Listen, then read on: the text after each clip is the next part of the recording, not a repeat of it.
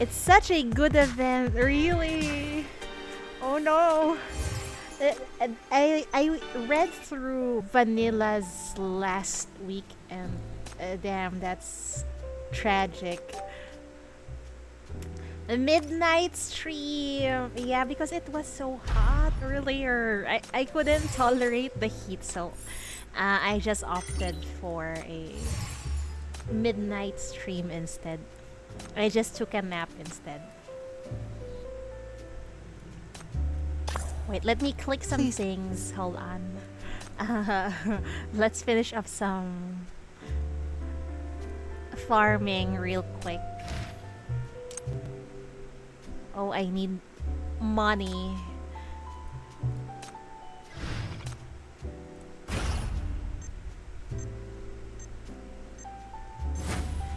Good evening. Aight. And it leaves you so many questions. Oh, main story related. That's going to be interesting then. If I miss something, just let me know, okay? Because sometimes my memory isn't working properly. Anyway, on to the... oh no, Eternal Nightmare we go. It's left, right? If I remember correctly. We'll take it easy. No difficulty whatsoever.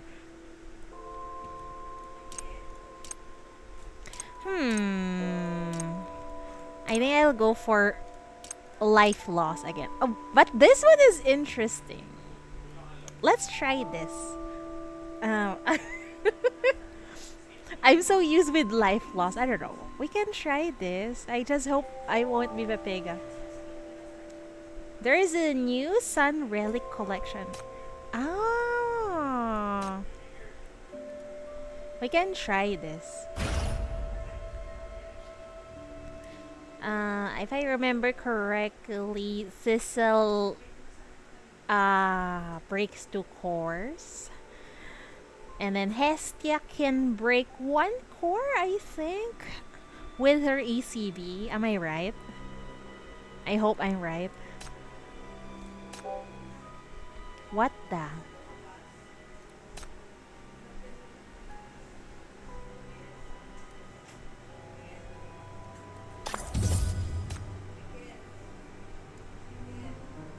Yeah, Thistle can do too. That's what I remember also. I only tried Hestia in the trial. You're gonna pull. Good luck, good luck. I'll probably pass the characters this coming patch. It's left, right?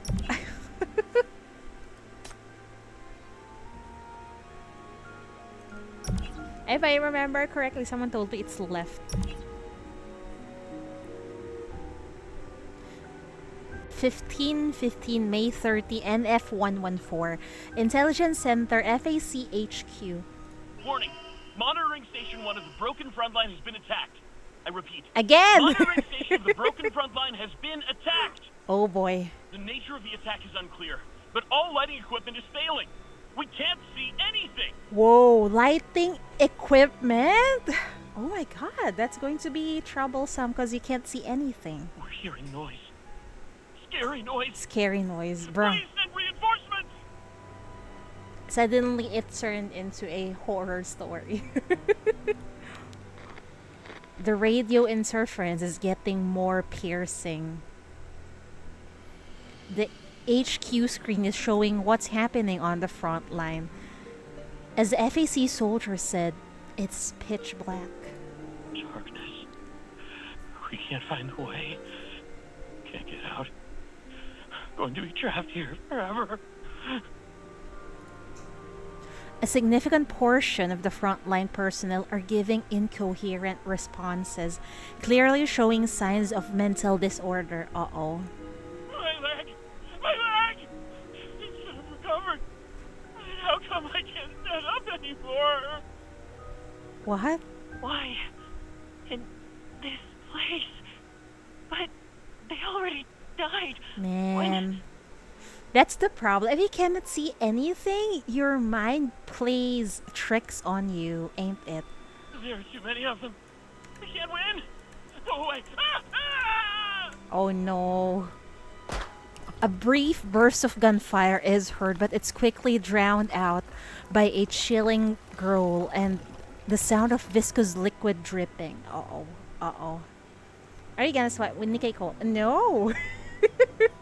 I never swiped on Nikkei collabs. No, no, no. After that, everything goes silent. The calls are never answered again. 1519, May 30, NF114, 4 minutes after the arrival of a new DC tide, contact with DC Monitoring Station 1 is lost.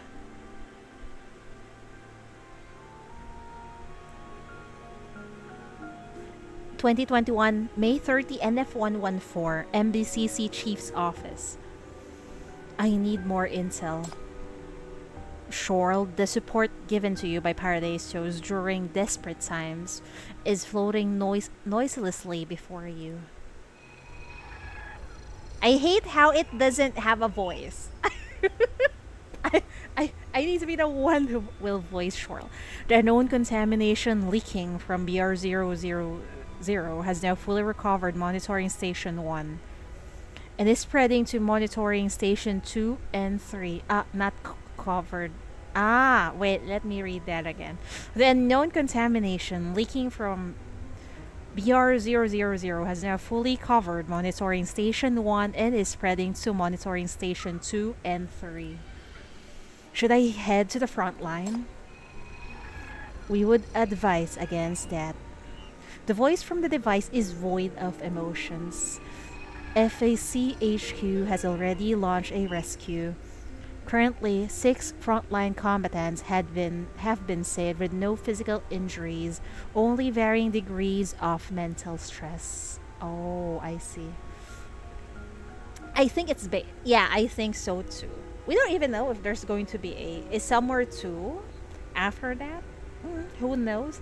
But better save your crystals for Cinderella, right?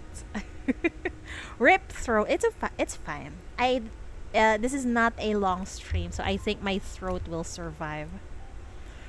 2 of them are still unconscious and have reported about the situation inside the contamination. So far, the threat posed by this sea tide appears significantly lower than previous ones and remains manageable. Seemingly observing your reaction, the mechanical voice pauses briefly before speaking again. We understand how you feel and recognize your need for certain information. We are equally eager for news about the expedition, however. There's a very high chance that this sea tide is a trap designed for you. Your contact with the contamination might escalate the situation. Yeah, exactly. That's what I thought also last time with the vanilla event. This immortal sinner seems to be the bait, trying to trap the chief. I don't know why, but maybe the illusory moon is wants to influence the chief. For what reason? I don't know either. Are you going to pull for facial? Yeah. Such a low move for the illusory moon. I know, right? It gives hope that we can save our immortal sinners, but every single time we fail. That's the sad part about it. Based on the current situation, we hope you can keep your distance from this sea tide and observe with patience. Oh, really? Do you think the chief would stand by? The machine isn't lying. Your previous encounters in this sea have already taught you painful lessons. Drea, Marguerite, and Vanilla all unknowingly became bait for the deceit to capture you. You can't make the same mistake again. Knowing full well they're gone, you shouldn't let the enemy tarnish their sacrifice. I accept your advice and share your view. That said, I wish to keep up with the operation and be informed of all the developments. I want to reserve the right to participate in discussions on any emergencies. Will Paradiso's no, that man you represent accept this proposal? It's basically Akron similar playstyle but with follow up. I see. Because I'm in dire need of DPS in Star Rail, so I need to roll. Okay, where were we? After a moment, Shorl gives its answer coldly. Of course. He had expected this from you since the tide started to rise. Hmm. Hmm. Hmm. I hate how everything is going with Paradiso's plan. What do they know about the chief that we don't know, huh? Huh.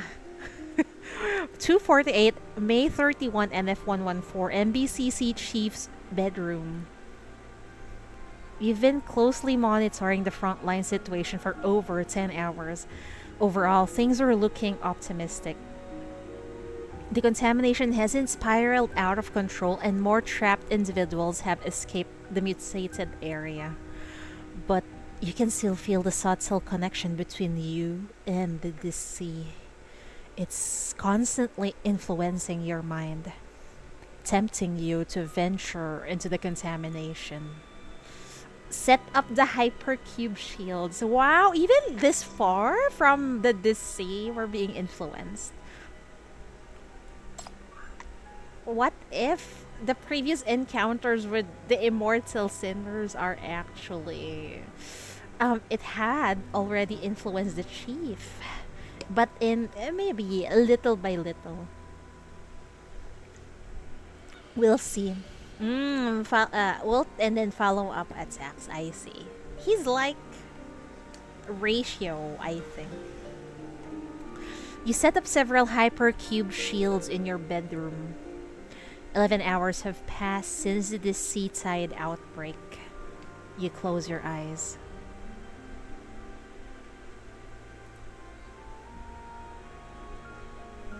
Oh, no energy needed. That's quite eh, um unique, I think. It's like, yeah, like I said, Acheron. The moment your consciousness returns, you feel enveloped by a heavy and viscous substance. Sleep hasn't eased your fatigue. Instead, you find it hard to breathe. Open your eyes. Darkness. It seems your retinas have completely lost their function. You see nothing but endless darkness. Where am I? You ask vigilantly out of instinct, but no response comes from the darkness. You grope around in the dark for a long time, touching some familiar objects, a military mania detector, hypercube shields, and so on. Monitoring Station 1? No, that's not right. You are just in your bedroom. You haven't gone to the DC or come into contact with the contamination. So, is this a dream? Has the illusory moon captured me again? And during the unpleasant darkness, you stand up, bro. Wow, she was not even in this sea, and yet her consciousness went there, bro. What is happening to the chief? Chief has no chance, exactly. She was just trying to rest and sleep, and then boom, there's endless darkness, and we're back to the sea. Robin adventuring would be nice for her. That's good. I have both, so I will definitely roll. Enduring the unpleasant darkness, you stand up. Looks like the only choice I ever had is to face it. As you reach this conclusion, the previously silent darkness begins to change. Oh boy. Sounds reemerge in this space. A strange writhing noise in the darkness, the drip of liquid, the howls that seems to come from a wailing monster not far away. Unperturbed by these oddities, you contemplate a crucial question instead. Where should I go? Yeah, in the darkness, where should you go? Whether you go forward or side, you don't know where you are. As if hearing your question, several specks of light near you suddenly come into sight in the endless darkness. Compared to the darkness itself, the light is so faint that it may well go out at any moment, yet it's so conspicuous against the pure darkness. Approach the nearest light. Thank God there's light. You have no other choice now. Going near a trap is better than going nowhere. Stay cautious and be aware of the situation. I'm here to seek the truth, not to step into a trap. Thinking this, you stride forward, wading through the darkness. Oh boy! Oh, we're gonna wade through the darkness. Enter Nightmare Fisher. Embers of long night. Step into the eternal night where the ever-spreading corruption surges. What? I didn't read everything. Hi, Joe. Good evening. We're going through the darkness. Oh boy. On your way to your goal, an unusual noise draws your attention. This feels like a horror game, man. Are you going to Hoyo Fest? No. I don't like lines. I don't like crowded places, so no. When it was in a cafe, I would go, but it's in a mall. It's midnight. I see it's midnight for you. It's almost midnight in this side of the world. So it's still good evening. Where do you live, Cheatery? In the Philippines. It's almost midnight. A few minutes more. On your way to your goal, an unusual noise draws your attention. We can't win. I'm scared, Mom. That voice, it sounds like it's tinged with mania. It's not a noise from a monster, but a human's mutter and pants. Really, Chief? You want to go take a look? I don't want to. I'm scared. Go and have a look. Indeed. A person lies on the dark, viscous ground. Although it's partially covered in dirt, you still recognize the FAC uniform he's wearing. So dark. Can't see anything. He looks like a goner already. And I don't know if we can save the dude, because we're just consciousness right now, if I remember correctly, right? You went to Hoyo Fest on the Monday morning to avoid the line, and there was still lines. Yeah, well, everyone wants to buy merch. His face is ashen, and his lips are trembling, muttering incoherently. Help him up, help him up. You reach out, and the moment you touch the armor, your hand passes through it like it's incorporeal. See? Chief, you're not real. It's just a dream. And there is a lot of damage on that armor, I know. And even his face armor is... Oh, it's open. There's a famous cosplayer there yesterday. I see. I can't touch him? Is it because the sea has only captured my mind? As you look for an explanation for this strange phenomenon, the FAC member on the ground suddenly props himself up and stands with difficulty. A small flame emerges out of nowhere, fluttering in front of him, as if leading him away. Can't see. Can't go back. He can't see the flame. Keep moving forward. You glance at the direction where the flame appeared and continue on. Oh, there's a forest, bro. You walk through the darkness for a long time. The spark illuminates the vague outline of a camp which resembles an abandoned campsite rather than an FAC structure.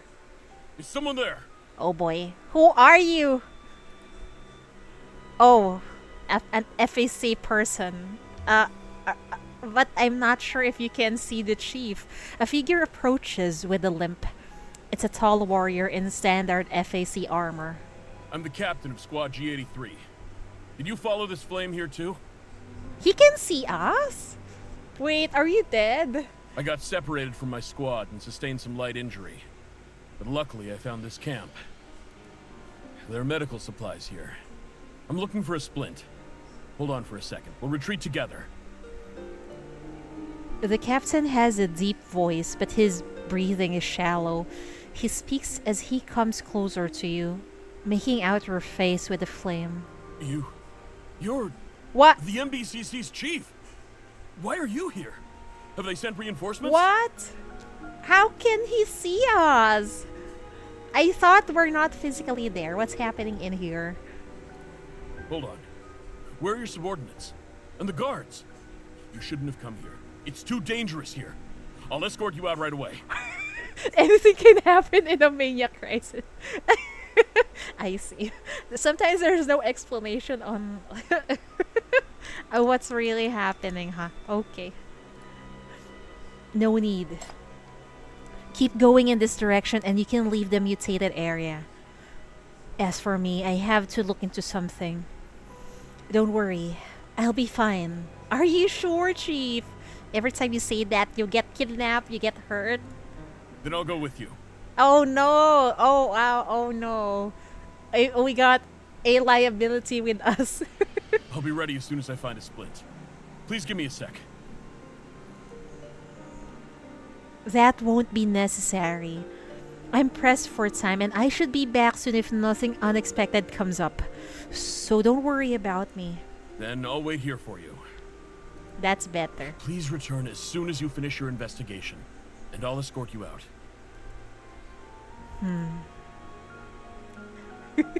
What's with that chief look? It seems like that's a bombastic side eye. The captain is determined. It's pointless to continue refusing. Alright. I'll come back as soon as I can. You turn around to press ahead. Wait! Eh? The captain calls out, produces a dim hypercube, and tosses it to you. What about you? I think that's your remaining hypercube. Is he going to be okay? I don't know what your mission is or why it's worth risking your safety, but... Take care. And good luck. Okay. Okay. Rip. I don't even know how many FAC soldiers have died. A lot. Oh, look. Another FAC member that got the men debuff. Yeah, he did. I got a feeling he's dead. Because how could he see the chief who does not have a physical form? Basically, we're like ghosts right now in the sea. You step into yet another dark swamp and see an increasingly bright light ahead, possibly the source of those strange flames. Without hesitation, you continue forward. After a few steps, a sense of intense reality-distorting danger suddenly washes over you. You're being watched. Look around. This is giving me anxiety because we can't see anything. Darkness obscures your vision, making it impossible to pinpoint anything's location. But you can hear eerie growls and smell a strong stench. The strong stench ain't good, Chief. That might be a dead body. After a few seconds of standstill, the thing moves. It strikes from behind, piercing your body so fast that you cannot resist. Bro, what just happened? You turn your head, and the last things you see are two blood red eyes. What? Oh, we're back, guys. Good lord. That's scary. Oh. You jerk away from the nightmare and hear Shorl's toneless voice. Oh no, he gave his hypercube to us, giving the same vibe as FAC soldier from the early chapters. Exactly. That's why we think he's dead. Really dead. Hi, Gaggery! Good morning, I guess. Top Union Master? What do you mean? You jerk awake from the nightmare and hear Shorl's toneless voice. Top bracket Nikki. No, that's not true. I'm in the middle bracket. We detected your psych nearing the danger threshold and initiated the emergency revival protocol. My throat. What was that?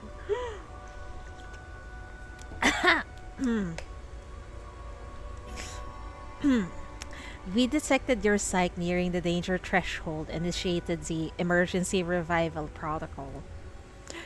I was captured by the deceit in my dream. You waste no time and immediately explain the situation to Shorl. I see.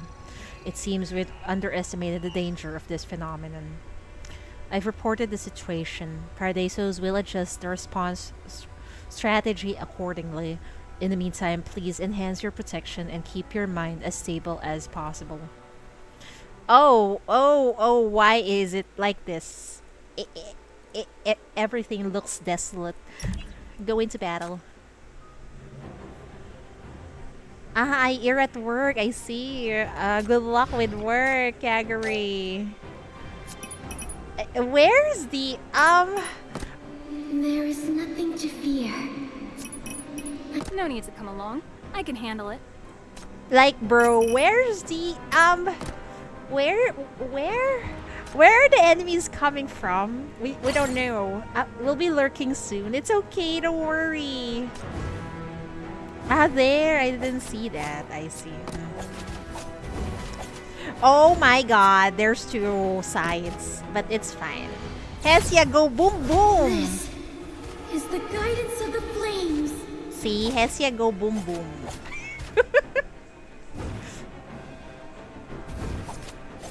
It's really tower defense. Yeah, of course. Burn to ashes.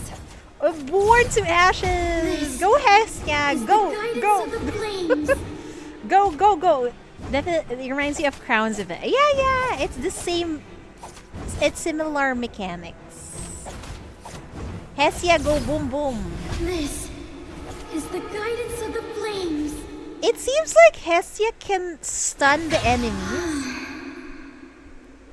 It wasn't that scary after all. I just realized that her arm is disintegrating, man. Oh my goodness. It's sweaty tower. Yeah, it's sweaty tower defense. You need to be calm. But every time I play this game, I panic. All enemies whose core are broken say 15% extra damage. Sure. I think I'll go with this one. Corruption state, I know, right? I just realized because this is the only time I've seen Hestia's art up close. Obtain a rune. What's this? A rune is a special type of grid that really aids your exploration in battle. Please choose carefully. No island units are present in the grid. Shadow Wanderer will be summoned to the grid to aid a battle. Can block one enemy. Oh, that's useful. Can block one enemy also. Can use ultimate blazing shield. Grants an attack to an allied unit. Applies burn mark. Oh, burn mark. Okay, I think I want this one instead.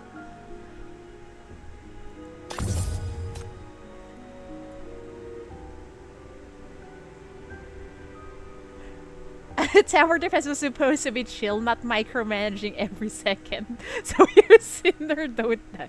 Well, that's the gameplay of Path to Nowhere. So where's the enemy again? Okay, it goes there. So we can put that here. Then we can, oh, I think that's fine. Yeah, let's go. Oh wait, where's the gun? We'll put the gun, maybe here.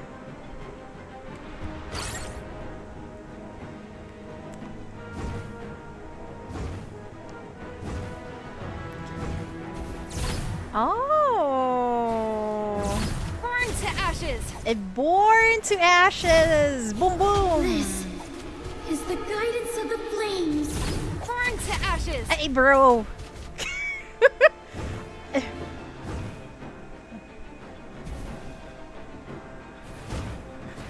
I pressed the wrong tile, but it's fine. This is the guidance of the flames.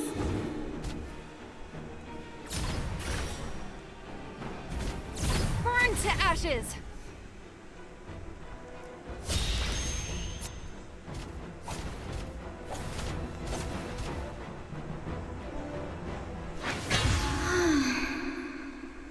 Whenever I Wasn't want that scary to after all? come back to this game, I always remember the Carnival episode and how it made me fight 3 mini bosses at the same time. And I think chapter 13 is much tougher. 15% damage. What is this? Performs a summon. All allied units gain 35%. I think I'll go with this one. Hi, Kat. Welcome. They have Herta here too. Ooh, that's Hestia. A Herta? Do we have a Herta here? Is it a Hestia or something?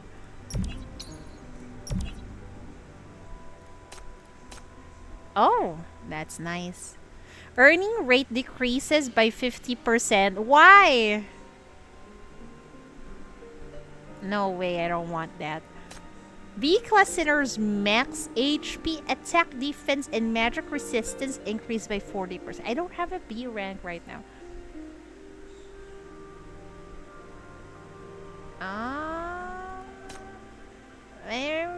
Should we? I think that's okay.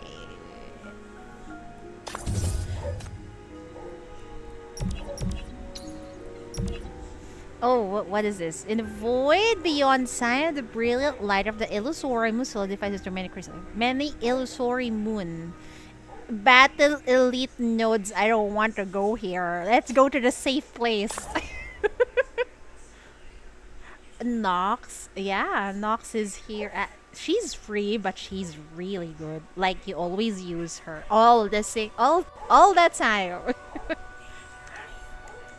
Okay, where are we? You wake up and find yourself once again enveloped by the omnipresent darkness. What happened?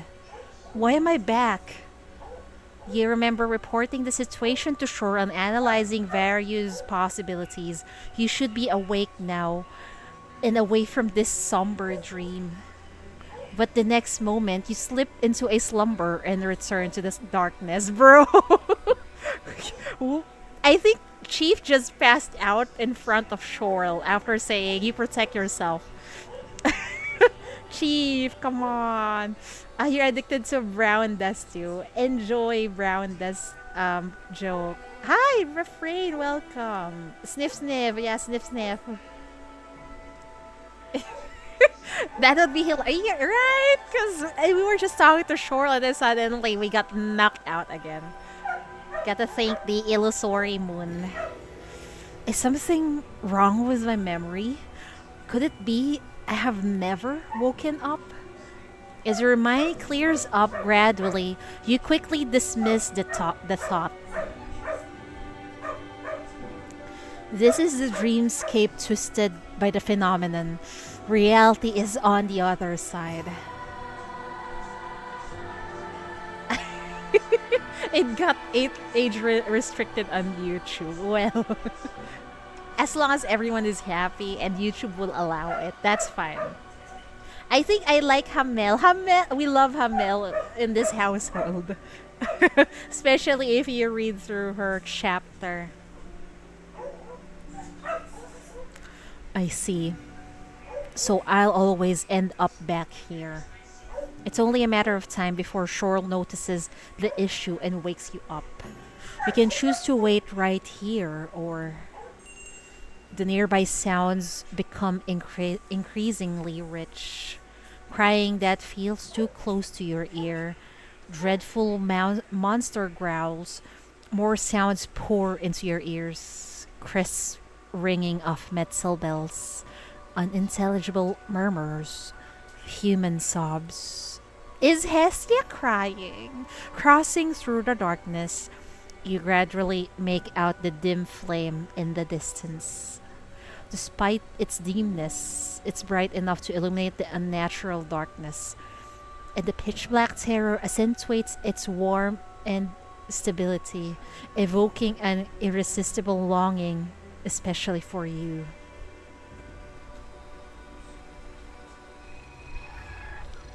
Keep your distance and observe with patience. Save your reminder. I know how to handle it. But there's something I must do. As you find your resolve, something turns its gaze upon you in the darkness. The shackle's red light flickers, readying you for battle. Damn! Why did you have to cut it there, game? Did we find Hestia? Or nah? Give him some money. This dude is a scam. Leave.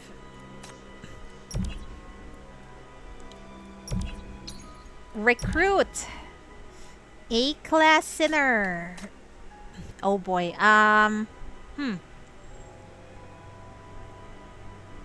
Can find a way out of the mist and perform exceptionally well under certain special circumstances. What? Does she heal? I can't remember. If Letta heals.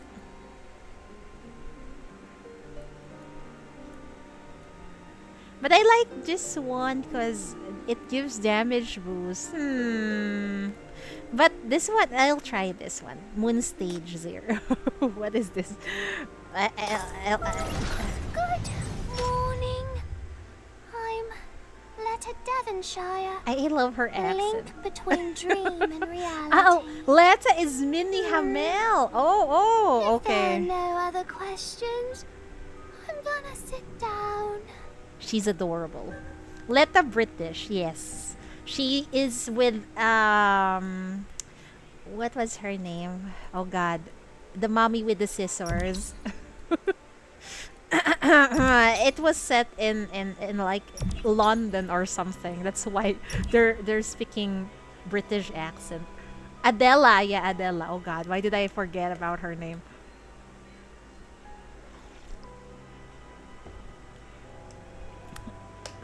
Have a unique charm to it. Yeah. Just like Lily Wise from Nikkei. Exactly. It's probably because normally I don't listen to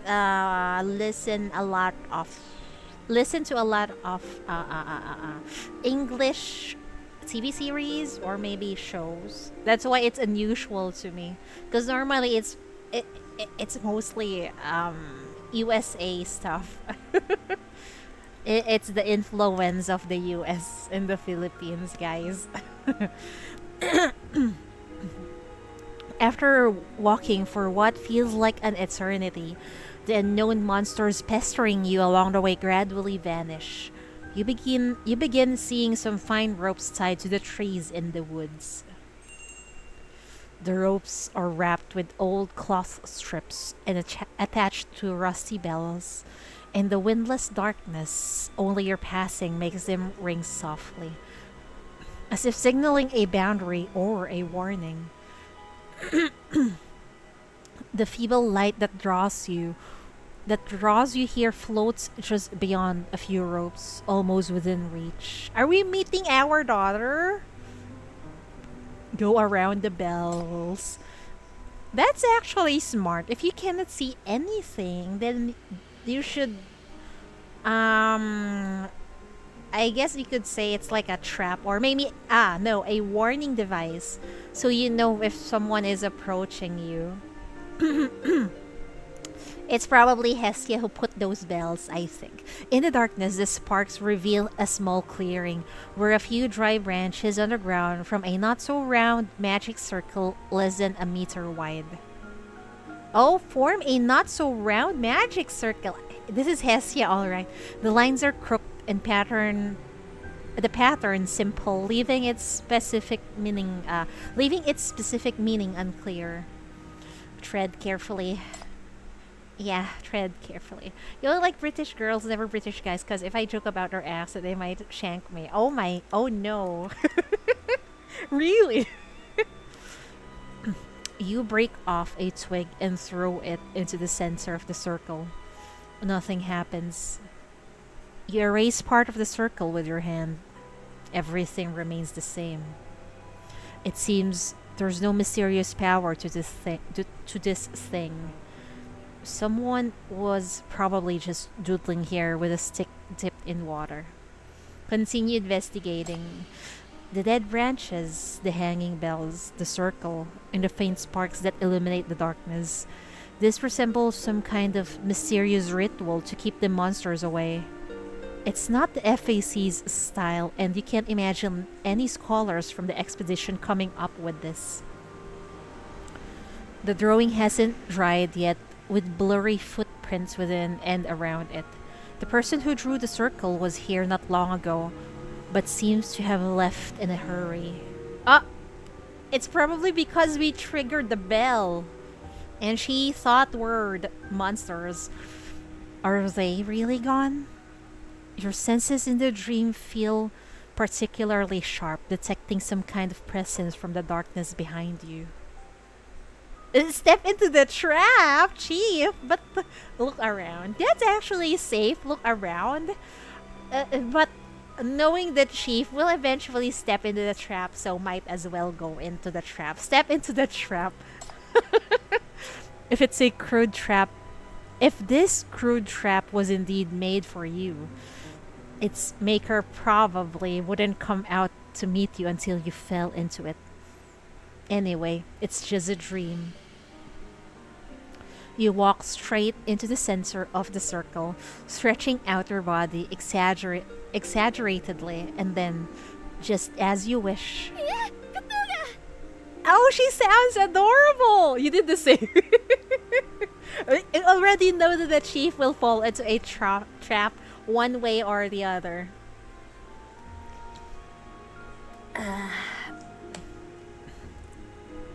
What? A shrill cry pierces the darkness. Sparks burst out of the circle on the ground while the surrounding bells ring loudly, besieging you. Startled, you turn to the ringing bells and immediately realize they're a decoy. Behind you, a massive club as tall as a person suddenly breaks through the darkness and lands right on your head. Oh my goodness, we got bonked by a club. Honey, we're not a monster. Calm down. Dodge. Okay, we managed to dodge. You dodge the attack and the figure stumbles and topples past you. That's adorable. The attacker seems unable to wield the heavy club, losing balance and falling to the ground with a cry. No, stay away from me. Failing to get up, the person desperately scrambles backward. The courageous determination just now has completely evaporated, and she now tries to hide from your gaze in the darkness, nearly sobbing. But the floating flames quietly gathers around her, dispelling the shadows and revealing a petite figure. Hestia! Oh! She's adorable! Chief, why did you make her cry? This is child abuse. Chief used the horny club on her. No, no, no, no, no. We're gonna protect our daughter. No horny. It's a short and frail girl with a pale, tear-streaked face. She wears a strange robe and no shoes, her legs covered in mud and wounds.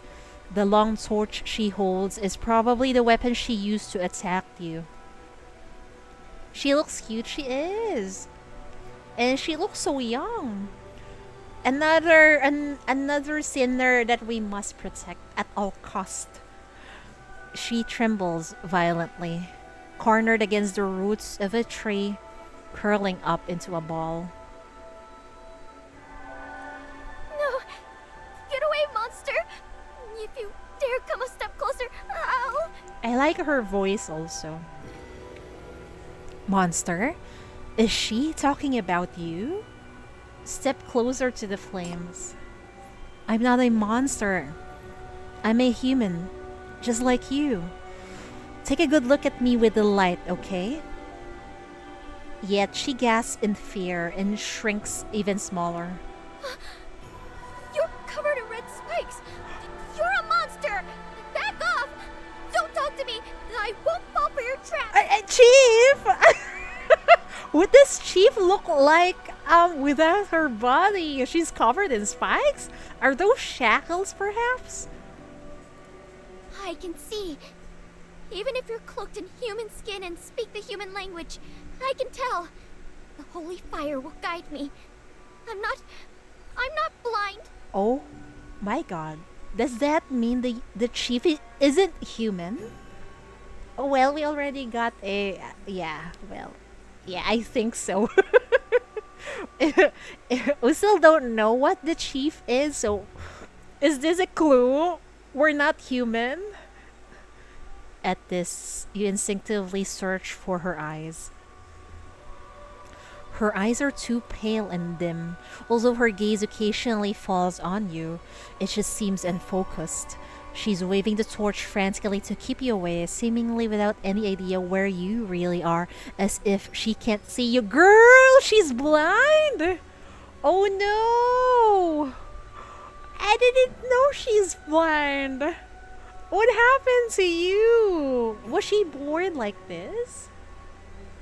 Well, Chief's humanity is already questioned quite a bit. Yeah, you're right. And with the way Hestia acted, it seems like we're not. The Chief is not really human. Is she blind, or visually impaired?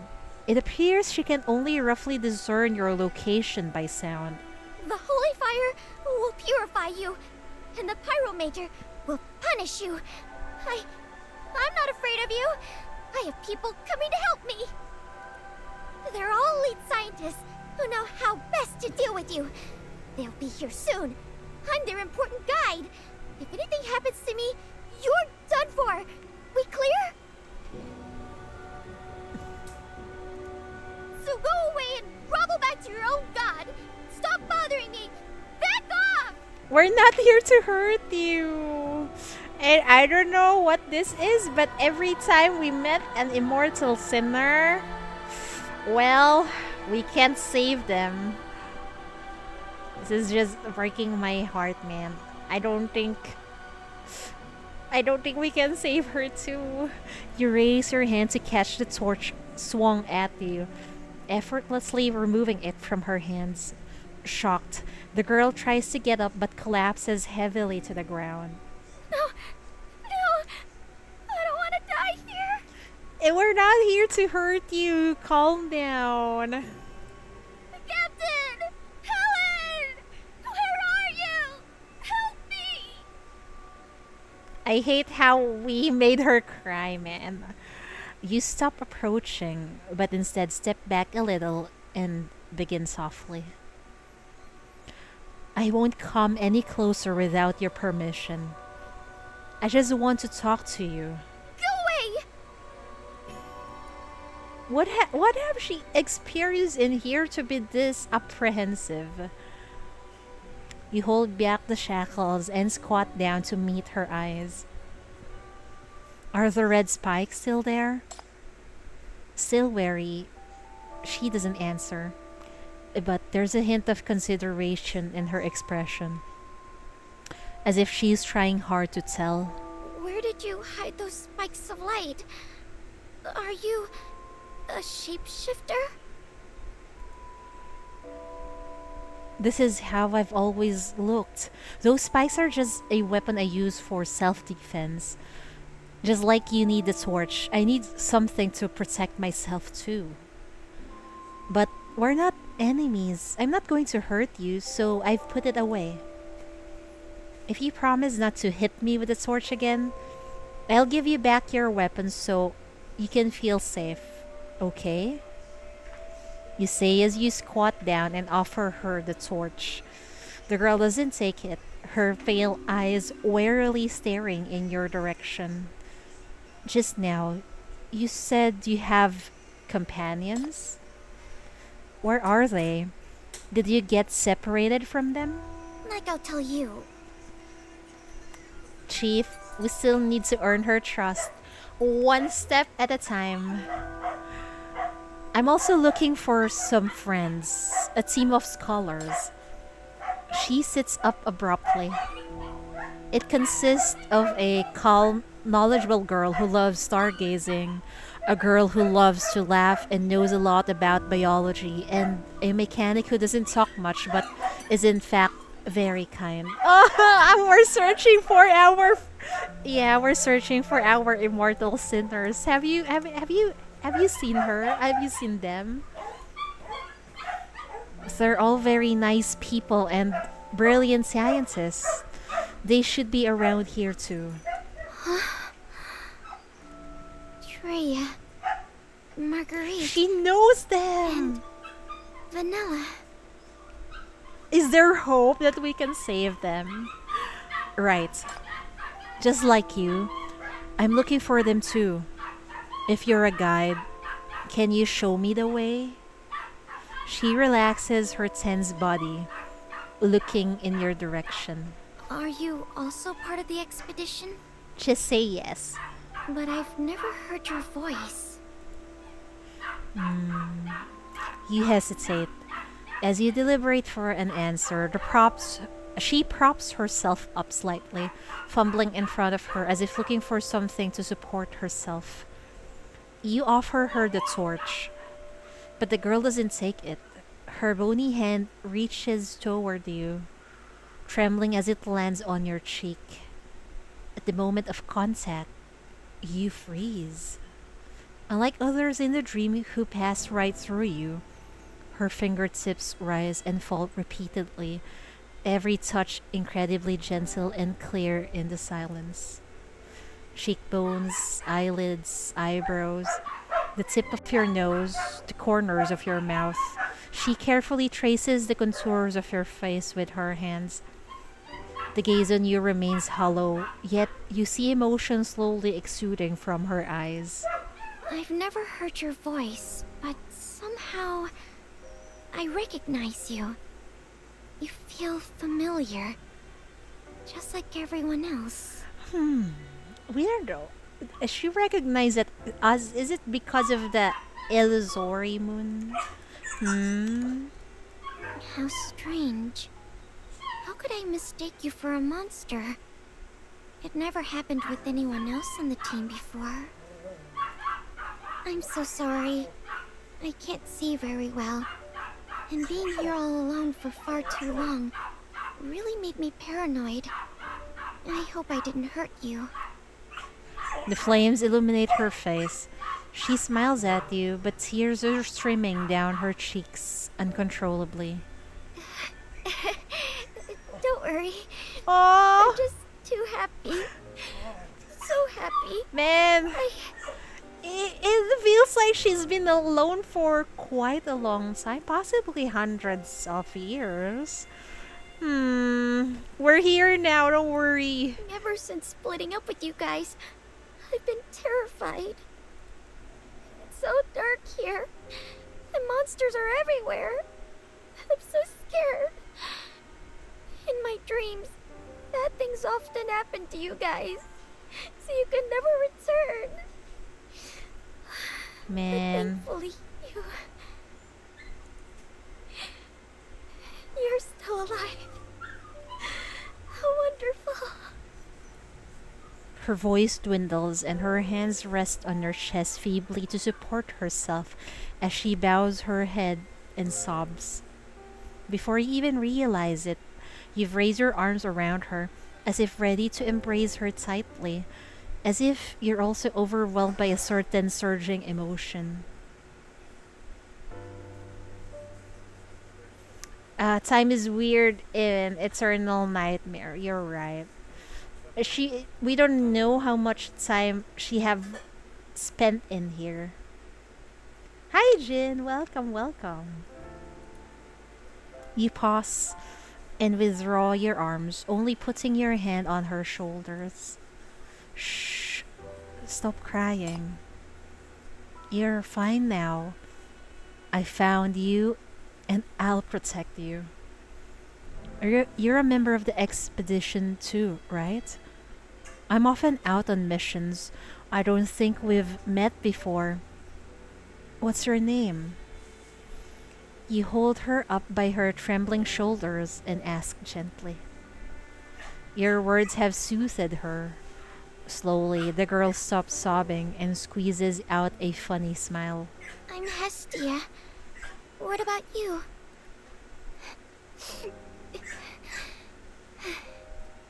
I must remember your name and your face, so I won't make the same mistake again. She wipes her tears and smiles, reaching out with both hands. This time she presses her warm palms on your face boldly, cupping your cheeks and tracing your ears with her fingers. She's trying to memorize the face of the chief, huh? And then, as Hestia touches your earring, she freezes for a moment. What's up with the earring? It's always the earring that they recognize. This earring... What if the chief already existed way back? I mean, even the time when Drea Mantis and Vanilla and even Hestia are still alive. Because they always recognize the earring as if they've already seen it before. Probably not in a dream like this. It's you? Nightmare. It's you! Yeah! Her smile vanishes. Her face flushes. Why? And her eyes widen. She shoves you with both hands, surprisingly pushing you down to the ground. What happened? What happened? What did we miss? You little punk! Are you playing me for a fool? What? Wait, we're back to being the child chief. I mean, the earring is the only distinctive thing that the chief have on them. Yeah, you're right. It's every single immortal sinner. That's the only thing they recognize. What? Wait! The next instant, the long torch is swung up again and this time lands square on your forehead. Ouch. With a buzz in your head, everything goes black. Oh my god, we're back to the MVCC. Your eyes snap open. Before you, Shorl is performing a scan on you, pulling you back to reality. You just fell into a dream of the illusory moon again. I made primary contact with some people. If I can go back, I should be able to get useful information. Your speculation is correct. Paradisos has yet to find a way to solve this problem. When your mind is weak, you might get captured again. You may continue exploring, but please don't be ensnared by the illusory moon again. You look at your hands. Your forehead doesn't hurt, but the touch and the warmth you felt when patting her back still linger in your palms. In that interwoven dream, people exist in reality couldn't touch you, if the girl could touch you, it can only mean that she's part of the illusory moon. That was just a trap to lure you in. Man, you clench your fist and teeth. I understand. I'm aware of the situation. Next time, I won't fall for that again. I hope so. I hope so. You don't have to wait long before your next return. After reporting and confirming new survivors for almost 20 hours, you're finally sent back to rest. And the moment you lie down, you're back in that somber dream. And there's finally light when we come back, when we went back. Someone touches your forehead gently. You open your eyes slightly and see Hestia sitting by your side, her gaze wandering. She probably hasn't realized you're awake. Her expression somewhat concerned and uneasy. Well, girl, you hit us with with your staff and you knocked us out. Of course. You should be concerned. You cough softly. She immediately withdraws her hand and puts on an annoyed expression. Why did it take you so long to wake up? What's the sudden change in tone? You passed out for a long time. I tried and couldn't wake you up. You freaked me out. Well, you knocked me out. Nonsense. How could I knock you out with your thick skin? Hey! Hi Torch, welcome. A celestial object playing 4D chess to capture someone. Oh, that's a very good analogy. Besides, you tricked me first. You changed your voice and pretended to be an adult. Think you could fool me just like that because I can't see? But we're really an adult. What do you mean? Or maybe, I don't know, the chief probably wandered at this sea when she was younger. But that's just... Punk. I'll tell the captain about this when we get back. Oh! It's the small chief! Okay, we should... I will try to sound young. Fine. Your voice hasn't changed, nor has your appearance, but in her eyes, you've obviously become the child guide once again. No matter who you meet, you're always playing the same role of a person you don't know. The chief looks so adorable! Adorable! It doesn't matter anymore. Knowing this is an encounter under the illusory moon, you won't be led by the nose again. You stand up and look around. What if you didn't notice the child in the Pioneer crime brand? Really? Oh my! We should take a look at it later. Pioneer? I didn't notice at all.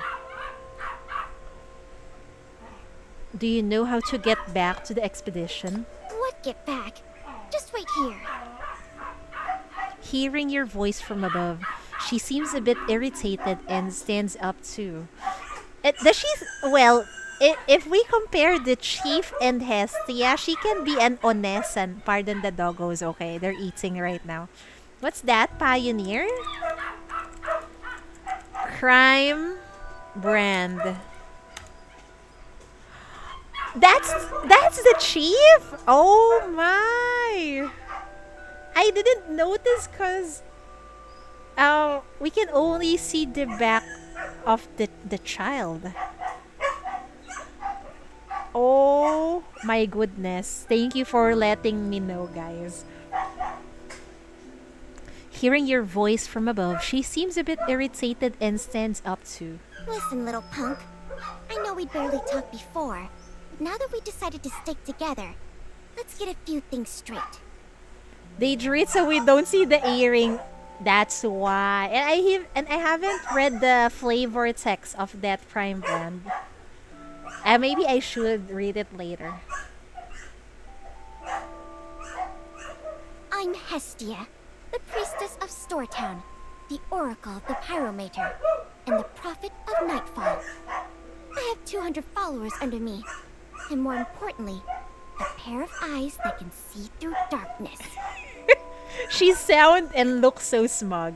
Hi. Yeah, Never yeah. fooled by illusions. They allow me to see the truth in darkness.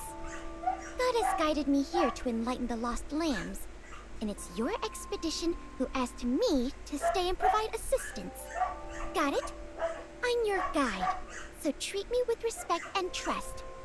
Heed the priestess's advice, for only I can lead you out of this forbidden land alive. Yes, dear. She stands up to you defiantly while you recall how not long ago the priestess was scared into a teary mess just because her torch got snatched. Okay. Keep that in mind. Oh, she looks so adorable. Yes, you're adorable, so I'll agree to whatever you say. Then she begins listening carefully to the surroundings and even lowering her voice a bit. Monsters lurk everywhere except this spot. We're safe here. I've set up an alarm with bells. Stay near the magic circle, and nothing will happen to you. Don't run around, and keep your voice down. Too much noise will attract them. I still have plenty of food here.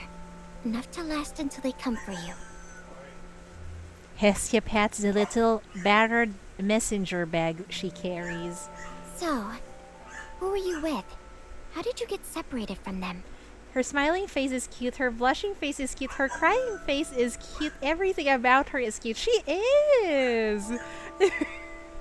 She grabs that instinct within you that, oh, I will protect her at all cost.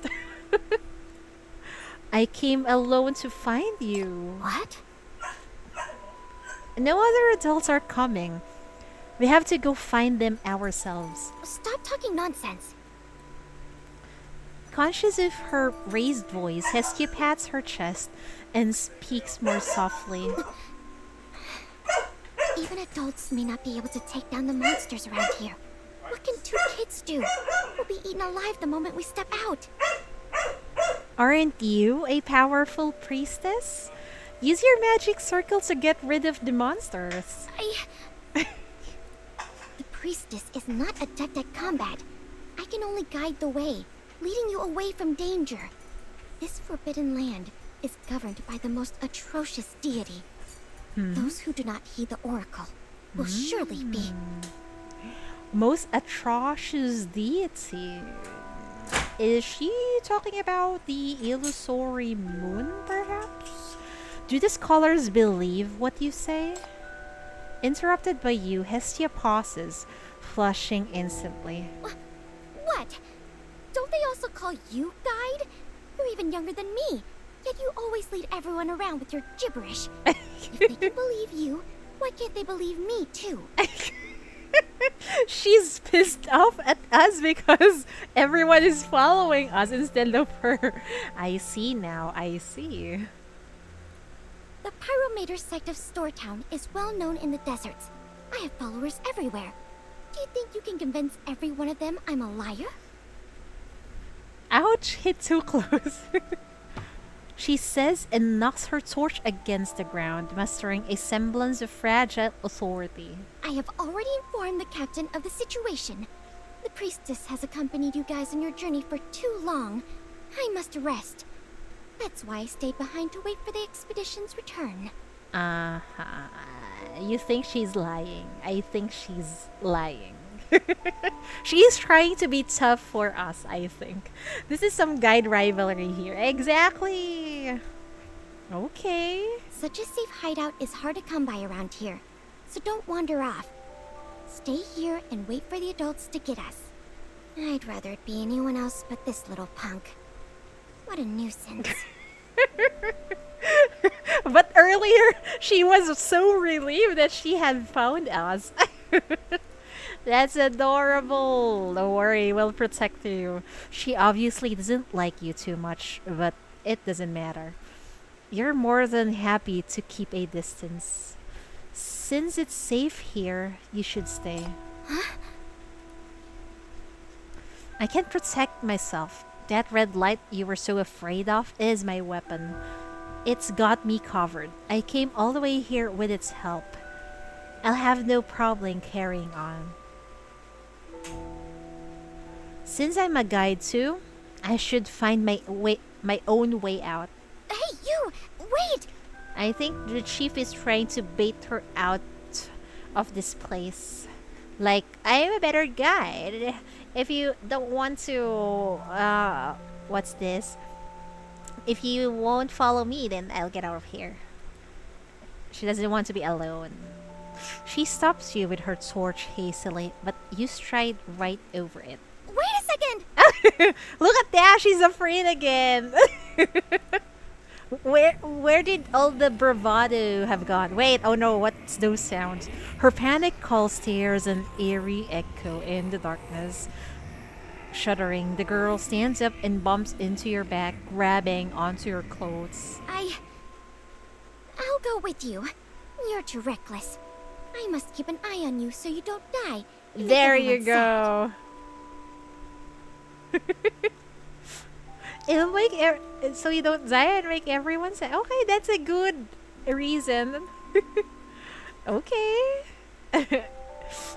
If you're really that scared. I am not scared. Wait, what is? I think I read that wrong. If you're really that scared.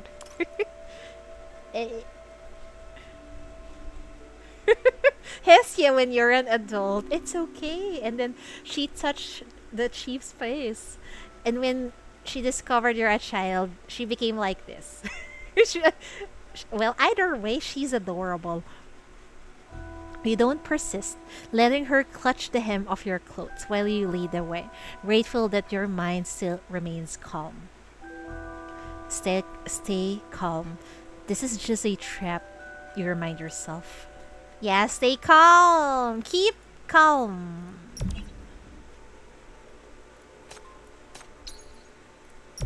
Keep calm, Chief. Oh, we got Mantis. Oh. I think I'll bring Mantis, but our units are our units are not physical penetration.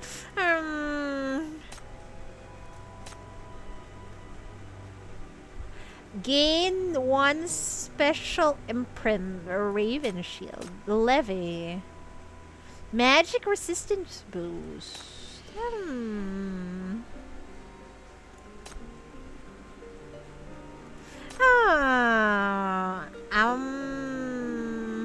Yeah, Mantis for Immortal Squad. Even though this buff is quite useless to us, yes. I want Mantis. I hope we can get Drea later. Different from And theirs. and Vanilla.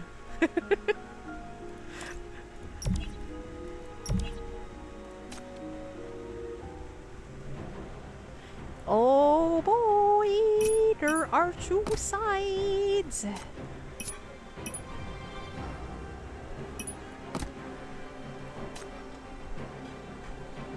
We got a healer. Getting foggy. No need to come along. I can handle it. That's adorable. It's getting foggy. What is it? Getting foggy. Let me see. Where She's- should I go have fun today? Damn, adorable. Someone's about to be preyed on. Oh my goodness.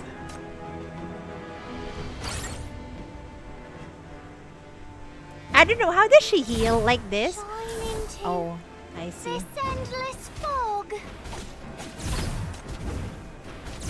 Burn to ashes! This is the guidance of the flames. British Child Peak. What is it? Can we heal this? Shine into this endless No, we can't. fog. I see. Shine into this endless fog. She's adorable. Is the guidance of the flames. Damn. And she's adorable. Oh no. I gotcha. I gotcha.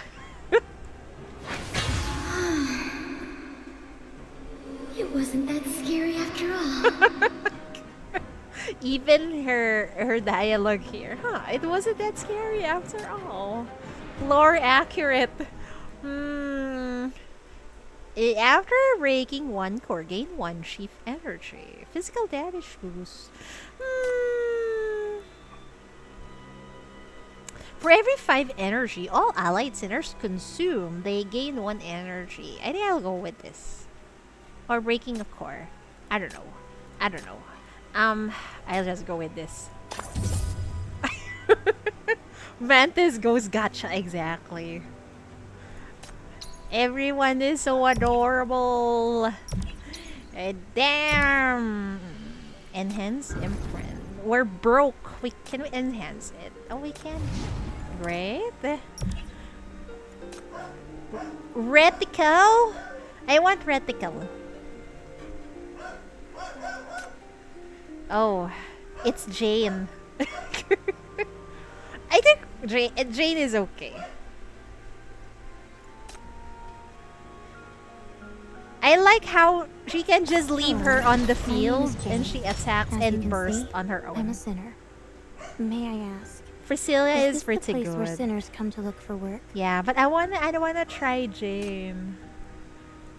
Oh, it's a boss battle, man. Oh my goodness, I don't like this.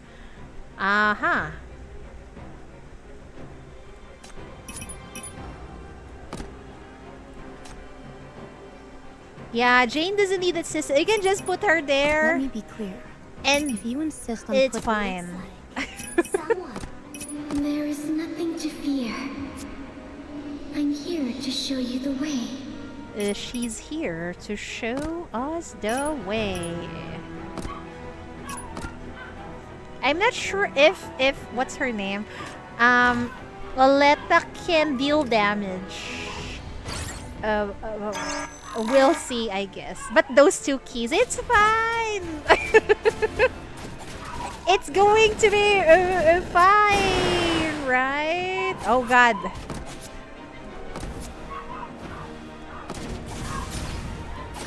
Burn to ashes! Burn to ashes! Born to ashes there. Oh God. Oh my goodness. Heal. This is the guidance. Burn to ashes! This is the guidance of the flames. Oh my goodness. Okay, it's fine. I think Letta is Hamel Light. Does she automatically heal units like Hamel or nah? To be fair, I barely saw any need for keys in Hestia's room. Yeah, it's fine. Allied units deal an extra enemies' current HP 1 true damage to enemies with every 10th normal attack. Huh.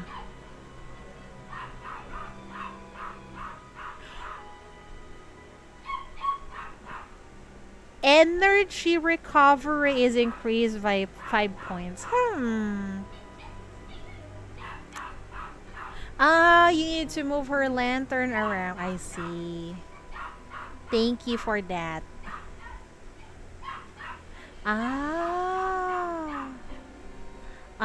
So that's how you use her. You give her the lantern. Or if not, you give it to the other sinner. Sand is good, but I like more energy. Yeah, I'll go with this. Rune enhancement. Are we broke? No, it's fine. After enhancing the rune, you can choose the condition for the rune. Conditions all carry different effects. You can make your choice based on your formation. It will have an ultimate. Oh, 2 core damage. I like this one. We'll go with this. Within the 3x3 square, and summon Darkborn to the central grid. This is actually like a sinner. Nightmare keys. Goodbye. Don't walk too fast. Stay close to me. She stays half a step behind you, gripping your arm tightly. Her hands are cold and tremulous. Really? This? Terrified? She frowns and pokes you with her torch. This explanation for the immortal sinners and eternal nightmare skills are getting longer and longer. You know what? If it's long, I don't read it anymore. I just try them. That's it. Or maybe I skim through real fast. That's it. Show some respect. Don't push it. Hey, we're the adult here. But she doesn't know that. I know this darkness better than you do. A reckless fool like you is bound to run into trouble sooner or later. Just don't beg me to save you when a monster jumps out of the darkness and drags you away. Oh, what kind of horror stories have you been reading, Hestia? It's like a short novel. Exactly. What kind of monsters? What does it look like? Hestia takes a deep breath and begins to describe the so-called monster.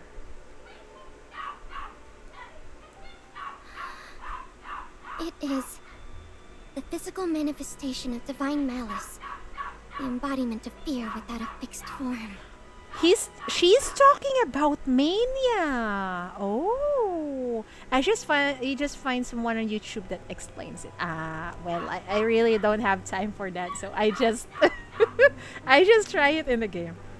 And then if I play on stream, I ask you guys. Hi, Connie Gaming. Welcome, welcome.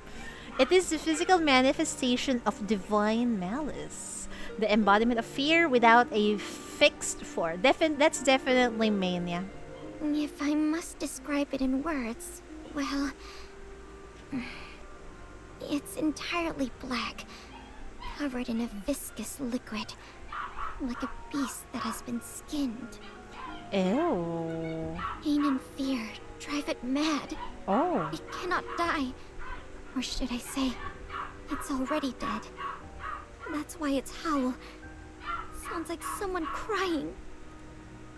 As she depicts it with chilling detail, the girl's breathing grows shallower. Suddenly you hear a subtle noise in the air, like a whimper or a painful groan, which makes one's hair stand on end. Man! Fuck off! Don't scare my daughter! That's the problem. If you feel fear, I think whatever this creature is, it grows stronger. How was the trip to Hoyo? I don't go to Hoyo Fest. No, I don't. It's because it's too crowded and the lines are long. Why did she talk about it? It's always like that in horror movies. Exactly. The more you talk about it, the more it appears. Its eyes are red. Blood red. Once you've seen them, you can never erase them from your memory. You can never erase them from your memory. Oh wait, that's the creature we saw earlier. And then we woke up from the dream. Just go there early. I have work. I cannot go early. I sat down and watched everything, having fun while alone sipping my own drink. Okay. Enjoy your drink. The sound draws nearer, quickly becoming deafening. Meanwhile, two blood-red specks of light flit toward you in the darkness. The girl's face is filled with terror, her entire body trembling uncontrollably. It's... Oh god. The monster reveals itself right before your eyes, just as Hestia described. Its eyes were blood red and its black body is constantly twisting and morphing, with a petroleum-like viscous fluid dripping from it, leaving filthy traces on the ground. Holy fuck! Get out of... Let's get out of here. The girl evidently senses the terrifying presence. It's here. Run, run, run! Oh.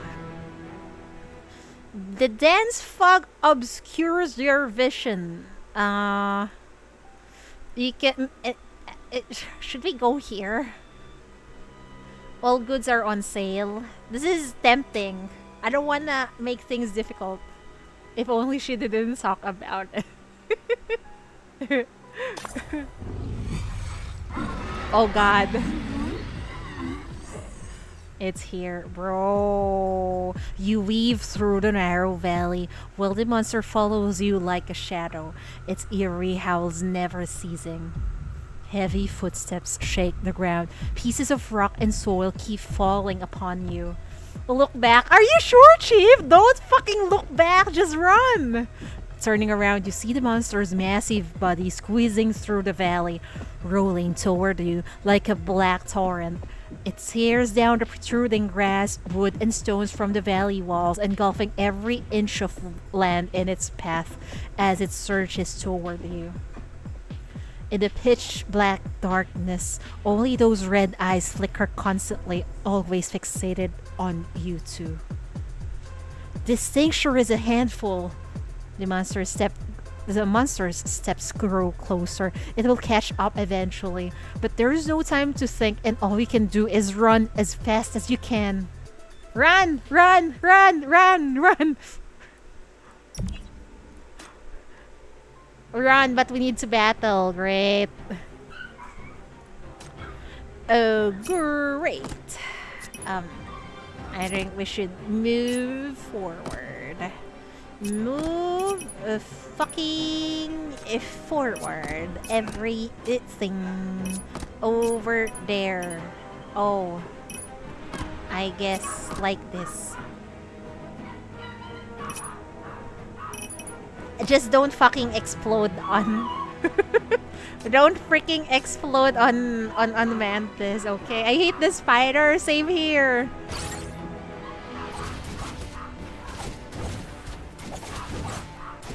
They fucking explode. Okay. We're good now. It's all good. It's all good. Burn to ashes. The poison damage is crazy. I know, right? I don't like them. Any spiders in any game I don't like.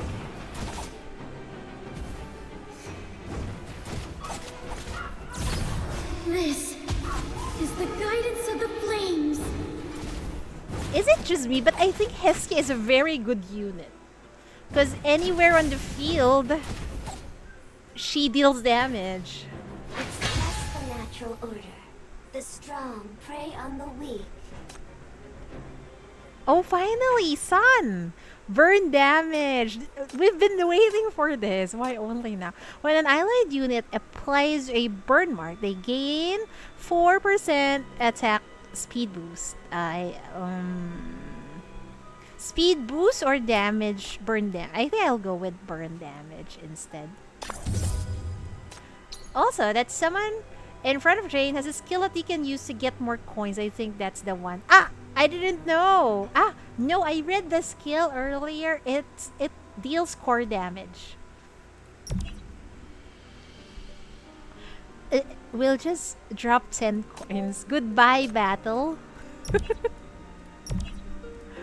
Look at the goods. We're broke. Oh no. I like Shalom, but we don't have coins. Sad. Definitely broke. What is this?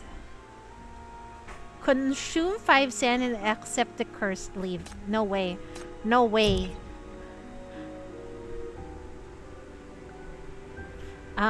Yeah. Fire. That's why it seems useful. It's because it's anywhere on the field. Run, run, run. The monster squeezes its massive body through the narrow alley, its black claws almost reaching you. The quaking of the ground significantly slows you down. It's only a matter of time before you get caught. What's Shorl doing? Why hasn't it woken me up yet? You try to tell yourself to stay calm, but the situation is making you extremely nervous. Swish. While you're distracted, a fierce attack strikes, grazing your back. Oh my god, Chief! You feel something being drawn out from your back. Intense burning pain follows, almost making you scream. Oh my good lord. Strike back! No! The shackle's red light flickers, instantly forming spikes that fly towards the monster behind you. Will that work, I wonder? But the attack that would have killed most corruptor simply sinks into the monster's body, silently like a rock dropping into the ocean. Oh no. Man, this monster sounds so creepy. Leave us alone! The monster lets out a mocking scream, its huge red pupils staring straight at you, the rotten stench of decay assaulting your face. The pain in your back becomes increasingly unignorable, burrowing deep into your body together with fear blurring your vision. Uh-oh. In a daze, you see several hands cling to your body.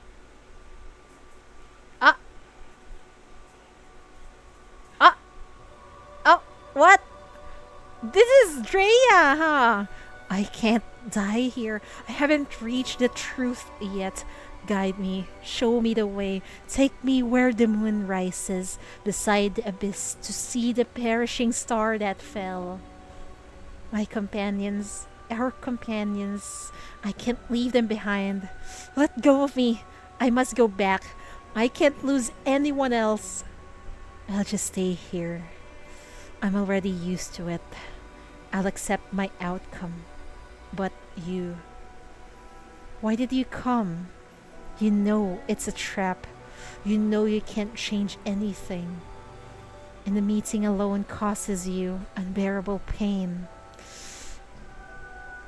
It's the illusory moon, I see. Shut up! Stop bewitching me! Shadows of the departed surround you, and non-human arms climb onto your back, entangling your limbs. Their gruesome corpses force you to face the past, while fear consumes your body and consciousness voraciously. You try to escape, but the illusion morphs into a faceless girl with a torch, whispering indistinctly, grabbing and pulling at you.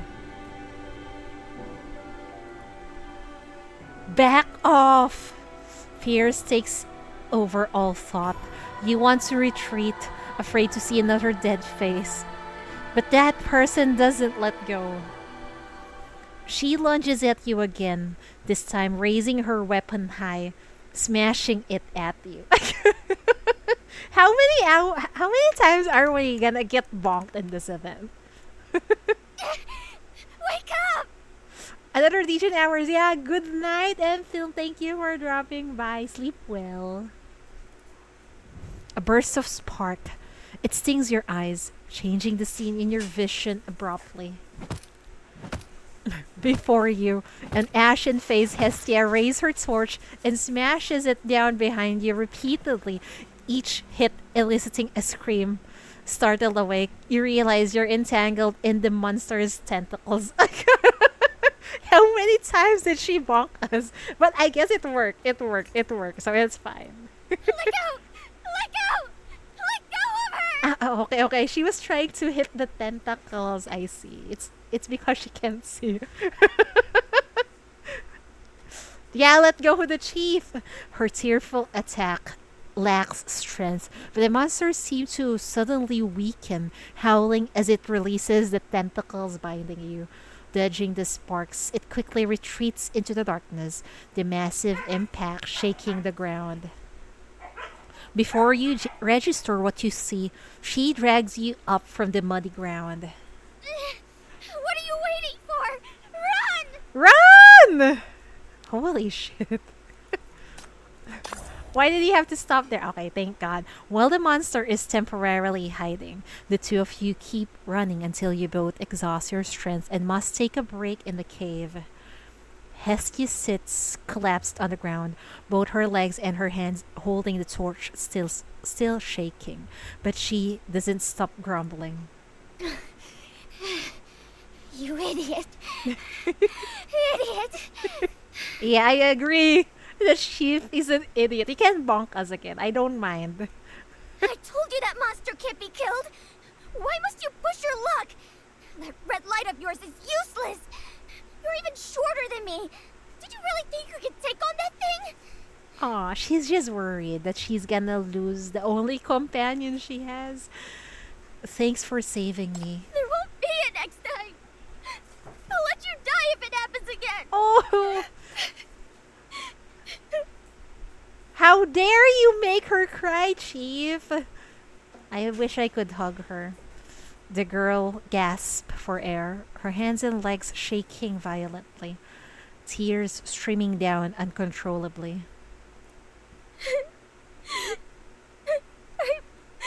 I'm out of strength. The monster will catch up soon.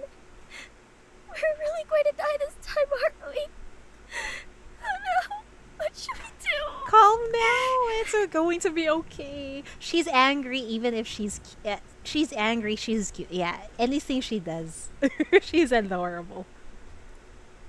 It's hard to believe she's just ran up to you and beat up the monster she feared so much and actually drove it away. Well, this whole time, you've been constantly reminding yourself to stay rational and see Hestia as a trap set by the illusory moon instead of a companion. You've been keeping your guard up against her. But now, it seems you might have misread the situation. To defeat the monster, you need her help. I have an idea. What? At the mention of an idea, Hestia scoots closer as if grasping at straws. But considering it comes from that little punk, she seems somewhat hesitant. I've thought of a way to deal with that monster. Are you insane? Going to get yourself killed again? Just hear me out. Despite her skepticism, this still gives her a glimmer of hope, so she moves closer. Although my attack didn't work earlier, you managed to hurt it. Why do you think that is? Don't know. Just luck, I guess. And no, honey, you have the power. Troll influence over rationality getting into Chief is not a good thing. I know, right? But I think that's one of their goals, trying to control the Chief by controlling the Chief's emotions. Because you were being brave just now. Brave? Me? Uh-huh. And I think if you overcome fear, you will be able to beat the monster. The girl looks incredulous, then asks, Let's just say I was being brave. What does that have to do with hurting the monster? it makes all the difference. It concerns the root of this darkness, where we need to go, and you lean forward slightly, moving closer to the girl, and how we defeat the monster. That's how we defeat the monster. By ignoring fear?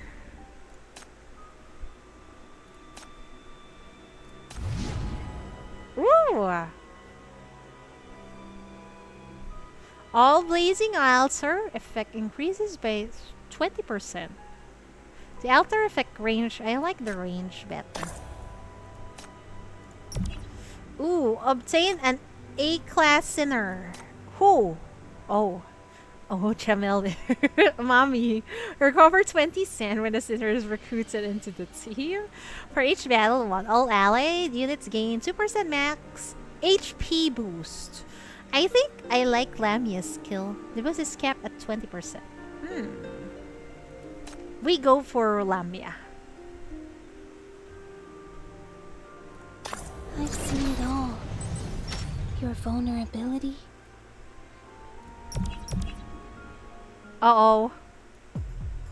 As the detonator blows the supporting branches apart, the ground collapses instantly, revealing a hollow. Are they trying to trap the monster? Growling, the monster tumbles into the trap you've set up in advance. I see. Hold the shackle! Spikes of red light form in the air, sharp tips impaling the monster's massive body, firmly pinning its upper half exposed outside the trap. It worked! Probably the reason why it didn't work earlier was probably because the chief was really afraid. The monster's black body struggles violently, trying to break free from its restraint and crawl out of the trap. The ground shakes intensely, and the painful growls almost pierce your eardrums. Hestia! The girl peeks out from a cave nervously, her body supported by the long torch. What should I do? The monster's struggle drains you significantly, but you still turn your head. Remember what we talked about. What we agreed upon. What we talked about.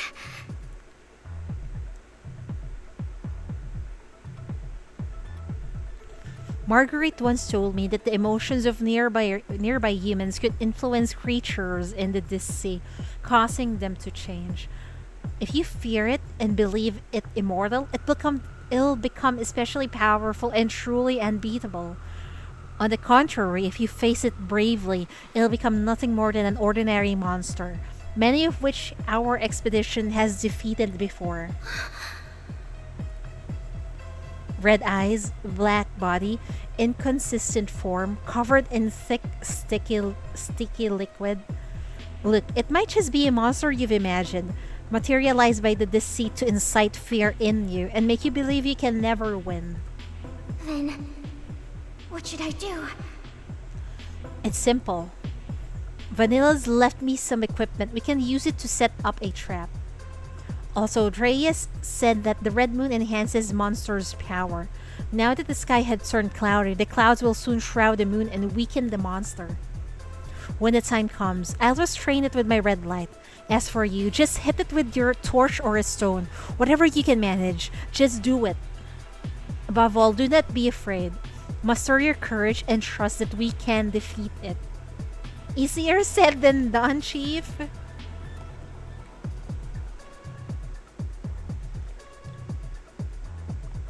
Facing the massive monster, girl now has something just the right size in her hands. This is probably the largest stone she can lift. It's impossible. I can't do it. It was pure luck last time. I can't do it. I'll get killed. You can do it. Believe in yourself. What courage? It's all nonsense. You liar. I'm not doing this.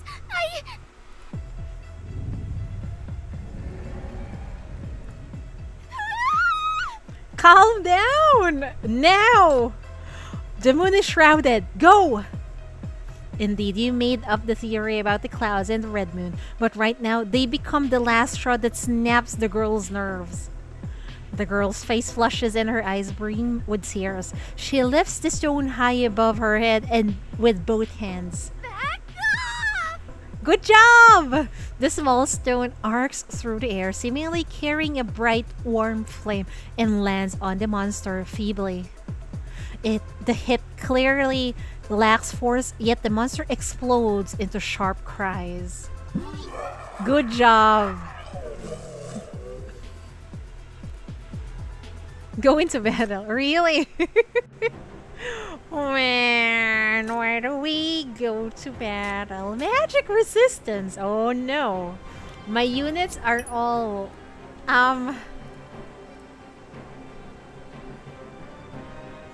my units are mostly...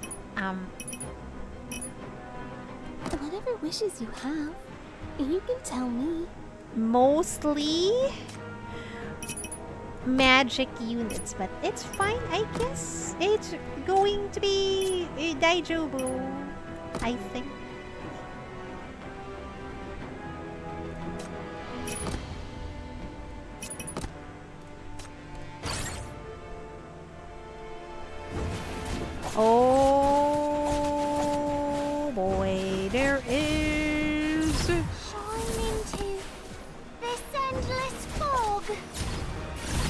this endless Burn to ashes. fog.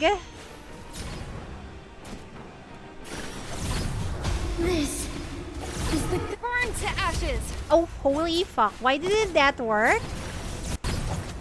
Oh, no. Oh, Trapped here no. forever. This is the guidance of the flame. Uh-oh. I gotcha! I gotcha! Hestia's ECV the score that. Yeah, that's what I did. Girl, go here. What are you doing? Burn to ashes.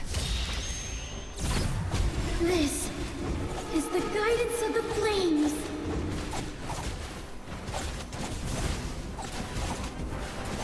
Oh, my goodness.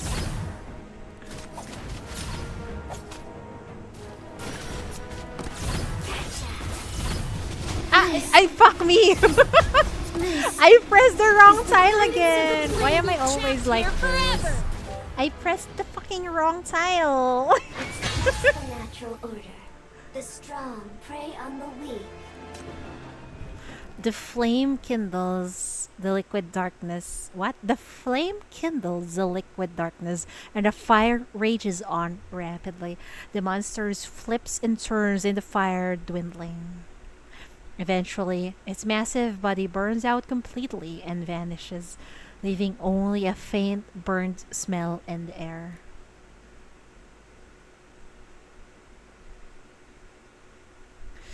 Phew. You let out a long sigh. After countless challenges, you finally defeated the monster you once thought invisible. Well done, Hestia. You come next to the girl, patting her on the shoulder. But she just stands there, silently, for a long time. What's wrong? Are you still scared? Before you can finish, Hestia suddenly speaks up. We won? Yeah, we did. Yeah, we won beautifully. If only you could see it. The monster turned into a big firework at the end. Whoosh! And it vanished in the fire. Has it really disappeared? Yes, it did. Tears swirl in the girl's eyes. Her body is so weak she can barely stand. Even the torch she never parts with falls aside. Steady her. Why are you crying? We won! The moment you touch her, the girl dives into your arms and bursts into tears. She's she's such a crybaby, but I'm so proud of her. I am so proud of her. She overcome her fear. What kind of plan was that? I really thought I was going to die, idiot! You stupid, arrogant little bug! I'm never listening to you again! Wait! But it worked! Calm down. Her cotton light punches bounce off you. You can no longer hold back your laugh. It's because you're adorable. We're still alive. 2 kids have beaten the big monster and uncovered the truth behind the darkness. We don't have to be afraid anymore. Let's go, Hestia. Back to the expedition. We'll tell everyone that both of their little guys are super amazing. Everyone will be proud of you. Help Hestia up. Hestia grabs your hand and musters all her strength to get up. But her legs give out, and she sits back down on the ground, her face turning beet red. My legs have given out. I can't walk. We can carry you on our back, I think. Hearing you laugh again, she starts poking you with her torch angrily.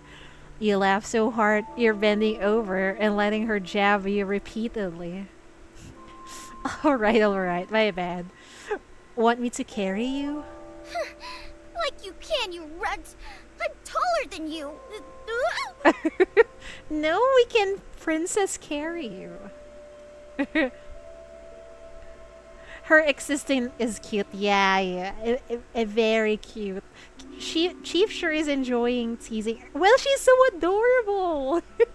If that were me also, I will continue to tease her. You laugh as you lift her up.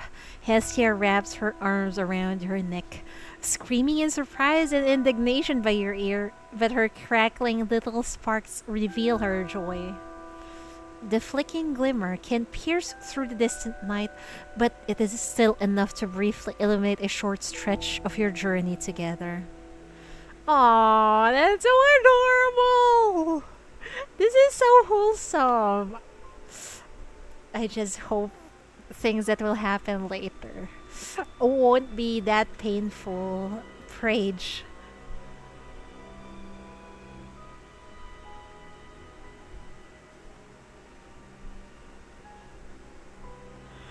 Oh, 1% damage boost. We'll go with this. Ooh, what's this? Take the reward. Crit rate boost, crit damage boost. Lethality, what's this?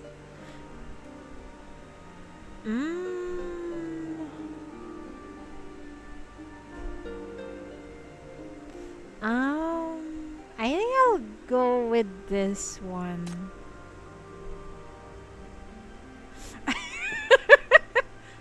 Yeah, in Eternal Nightmare, that no pain sounds likely. Well, you're right. So for every Eternal Nightmare story, so sad, man. What do I expect? EN and wholesome consent, we all know where this is going. Man. But you know what? In narratives where every single time everything that happened to the main character is sad, you expect that at the ending it's going to be quite positive and happy, hopefully. Carrying Hestia on your back, you tread through the darkness. The bell on her jingle, the sound much softer now. Under her guidance, you find a safe place to rest. The fire provides you with light, warmth, and protection. Since entering the mutated area, you've never felt so at ease. Hestia sits beside you. She may be tired or still nervous as she places her torch beside her and is hugging her knees quietly. Still scared? Not anymore. We won. Finally, she calmed down. But sad because we can't tease her anymore. I just didn't expect that such a terrifying monster could be defeated by us two kids. I'd been so scared for so long, only for it to turn out this easy. You smile. After all, that monster was a projection of her fear. As long as she herself faced up to it, of course, it was nothing more than a paper tiger. But you decide against giving her this lecture. Of course, you are the great priestess. We need to build her ego some more. Her face turns red again, poking in your direction with the tail of her torch. Stop mocking me. I know you don't believe what I say. No, we believe you. But her angry poke misses. You can't help but laugh out loud. The smile disappears from the girl's face. She withdraws her torch feebly, her voice becoming somewhat downcast. I guess you all know that I'm no priestess. What? Yeah. If the Pyromater's oracles were real, the world wouldn't have ended up like this. You watch her quietly.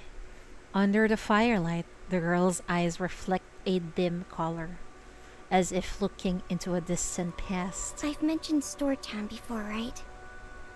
That place is sort of my hometown. It's a rundown small town in a desert. Oh, a small town in the desert. No wonder her outfit is like this. I wonder if Stargazer knows of her. It's not far from here. and has suffered many disasters. Folks in that shabby place don't know much about the world. Even in that sorry state, all they knew was to beg for the Pyromater's mercy instead of getting out. In the end, only around 400 people survived with her blessings. Stargazer looks fairly young, so probably not. But maybe in some legends, you know, like the story of this and that from way back. Maybe Stargazer knows something about her. Some, I don't know, rumors or childhood stories, perhaps? My whole family died too. Oh boy. I was the only one left. A frail, nearly blind kid who'd had no education whatsoever. I wasn't able to snatch even just a few bites of food. Nothing but death awaited me. But I didn't want to die. If those stupid fire believers could live, why should I have to die? So I told them that these eyes weren't blind. It meant to reflect the form of God. That I didn't see demons in my dreams every night, but divine oracles bestowed upon me by God. Oh man, she have also been through a lot, huh? They actually bought that? Of course they did. I'm timid and sensitive enough to sense those things. These eyes can't see the normal world. The bad and ominous stuff, never miss it. What did I say? We can never have too many happy moments. Yeah, and now they just dumped that Hestia's sad backstory. Besides, I'm smart enough. Whatever kind of priestess they wanted, I could play along. Those folks suffering out there were dying for a god to protect them. Those stubborn scholars from the expedition were the only people who care to ask all those questions. And then there's you. Another poke from the torch, this time gentler. Just enough to express her annoyance. It wasn't all lies, though. I did predict a few disasters and save Storetown from hell more than once. In return, I only asked for food and protection. Plus a bit of respect. It's a fair trade, isn't it? It is. It's a fair trade, alright. But what were the adults around you doing? They should be the one protecting you, not the other way around, bro. She says slightly, sheepishly, shrinking a little as if fearing your judgment.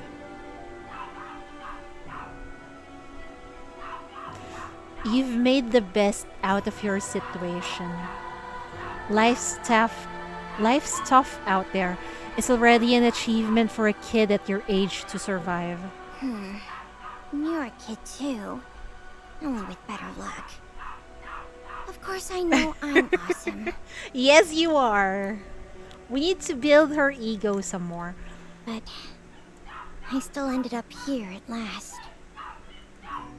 Why? Aren't you the revered priestess? Why would Storetown and your believers let you go? Let me go? They sent me here. What in the actual fuck? How dare they send a child to her death? Oh my god. They deserve to suffer, really. How dare they? She laughs, her voice becoming cold. I did predict a few disasters and saved the townsfolk a few times. But the luck of a blind little liar would eventually run out at some point. I got really anxious and worried that time, and told them to leave quickly if they wanted to live. There was only so much I could do, but back then, I truly hoped they could live.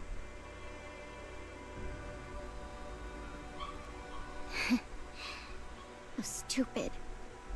The priestess was supposed to wield divine power to save her believers. How could you leave them to fend for themselves? Normal way to be in stupid world of Paths and Nowhere. Well, you're kinda right. Fearful people can always act stupid and selfish and greedy. Was that?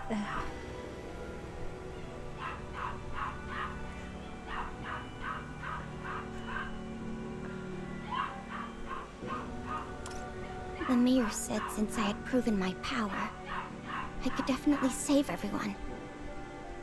So they tied me up and brought me here. Oh my fucking god. Those people deserves a punch in the face. How could the adults do that to a child? Holy fuck. My expectations are already low, but holy fuck, man.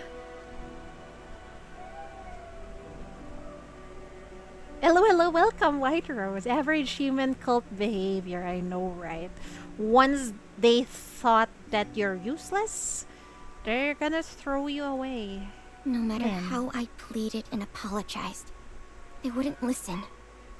My believers tied me up, kicked me out of the vehicle, then prayed in the direction where the mighty god descended, saying that Stortown sent the most devout priestess of fire, who would nourish the flames with her own power and life, all to appease the god's anger. Man, the audacity of those people.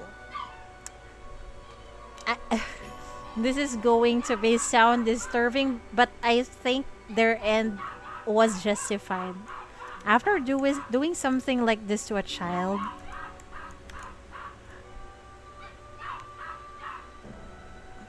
that just makes me angry, man. You freeze, clenching your fist involuntarily. How could they? You're not angry, are you? Don't be mad. They've already received their punishment. Good! Very good. They received their punishment. Good job. They deserve it. Serves them right. I would sacrifice a fake priest to stop the disaster. If God really existed, it would only anger them. How could they be so dumb? Maybe their god has already unleashed their fury and blown up that shabby town? Serves them right. Serves them right, alright. She laughs unnaturally, her body convulsing. She doesn't look like a child of her age at all, and even seems a little hysterical. It only makes you sad. It's over now, Hestia. You left Stortown and escaped from the Pyromator sect. What you found here wasn't any god, but that expedition you like. She's still staring into the void. She's still staring into the void, yet her gaze softens. Just a bunch of fools. They're even more gullible than the folks in Stortown. When they first found me, I was on edge all the time. To survive, I had to cling to this sliver of hope. I made up so many lies, tried to be helpful, and said nice things, all because I was afraid they'd abandon me too, and leave me to die. She definitely deserves some head pats. I think if I could, I will hug her.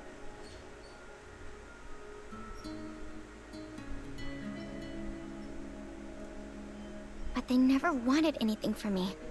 Never asked me Aw. to prove myself or be useful. That's so good. They were indeed quite careless. Taking in a kid full of lies, emerging out of nowhere like that. Man, these colors have more heart than her own people. Because they're acting like very good adults, not wanting anything from the child but to protect her. It's really dangerous here, and resources are more than scarce. Yet they were willing to spare their medicine on me, share their food, and waste bullets to protect me. Even though they didn't believe in my made-up god, they never exposed me either. Mm. Where did they get the courage? Did they really think they could survive? That they could save me? Save everyone? Save the whole world? Well, that's what they're hoping for.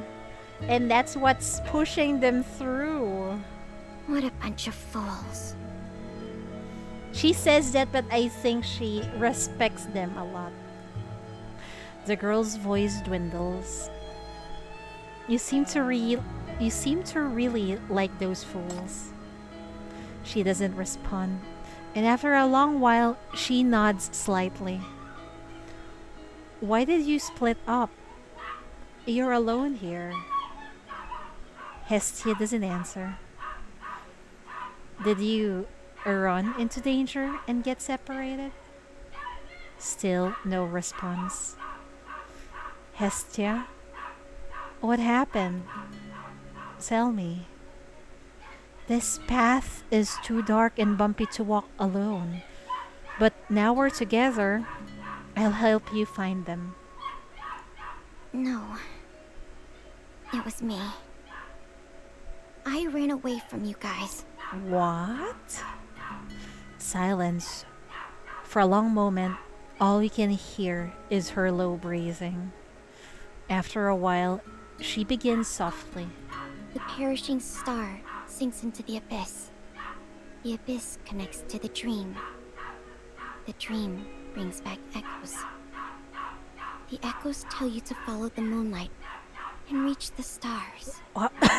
What is this?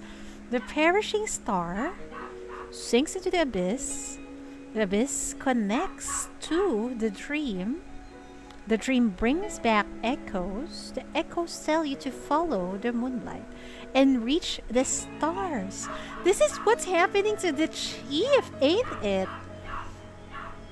The dream brings back echoes. The echoes are our immortal sinners. And the echoes tell you to follow the moonlight and reach for the stars. And reach the star. Oh. That day you told everyone that. Saying if we set off when the moon rose, we can make it out of the maze and find the real path. What? Me? Her grip on the torch tightens, and she curls up, muttering to herself as if entranced. How happy they were. Collecting data, calculating the moon phase, and conducting experiments. Thinking they could finally escape the temporal loop and uncover the truth behind the perishing star and the disasters. What was that? Did the chief just trap them in here? Why do I get the feeling that's it? What? Isn't it dangerous when the moon rose in the sky? But only I saw it. At the end of the path. At the edge of the dead city. Under the illusory moon. Lay an indescribable source. The truth you wanted to witness was absolutely unbearable. The redemption you sought would only hasten the end. What did they see? At the end of their path, at the edge of the dead city, under the illusory moon lay an indescribable source. What is it? The truth you wanted to witness was absolutely unbearable. The redemption you sought only hastened the end. Is that why the title is Path to Nowhere? Because we're trying to go to a certain path, but it seems like there's no redemption in that path.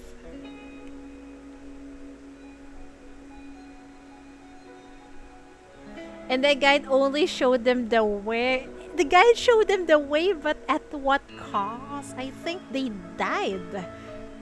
Well, it's not her fault, I guess, because they wanted it. If only you'd blurted out some gibberish as I would. To stop them from going on that journey with no return. From approaching that twisted, disgusting... that thing. It's... the real God. Oh? Illusory moon, perishing star, dead city source. Under the guide's direction, Did the expedition take action? Where did they go? Did this really happen? Or is this also part of the trap? Regardless, you've never been closer to the past. Hestia's hollow gaze is fixed in one direction. Following her gaze, you see only darkness, but you're certain something else lies beyond that. You grab her hand eagerly. Did they go there? That way? Can we still catch up with them now?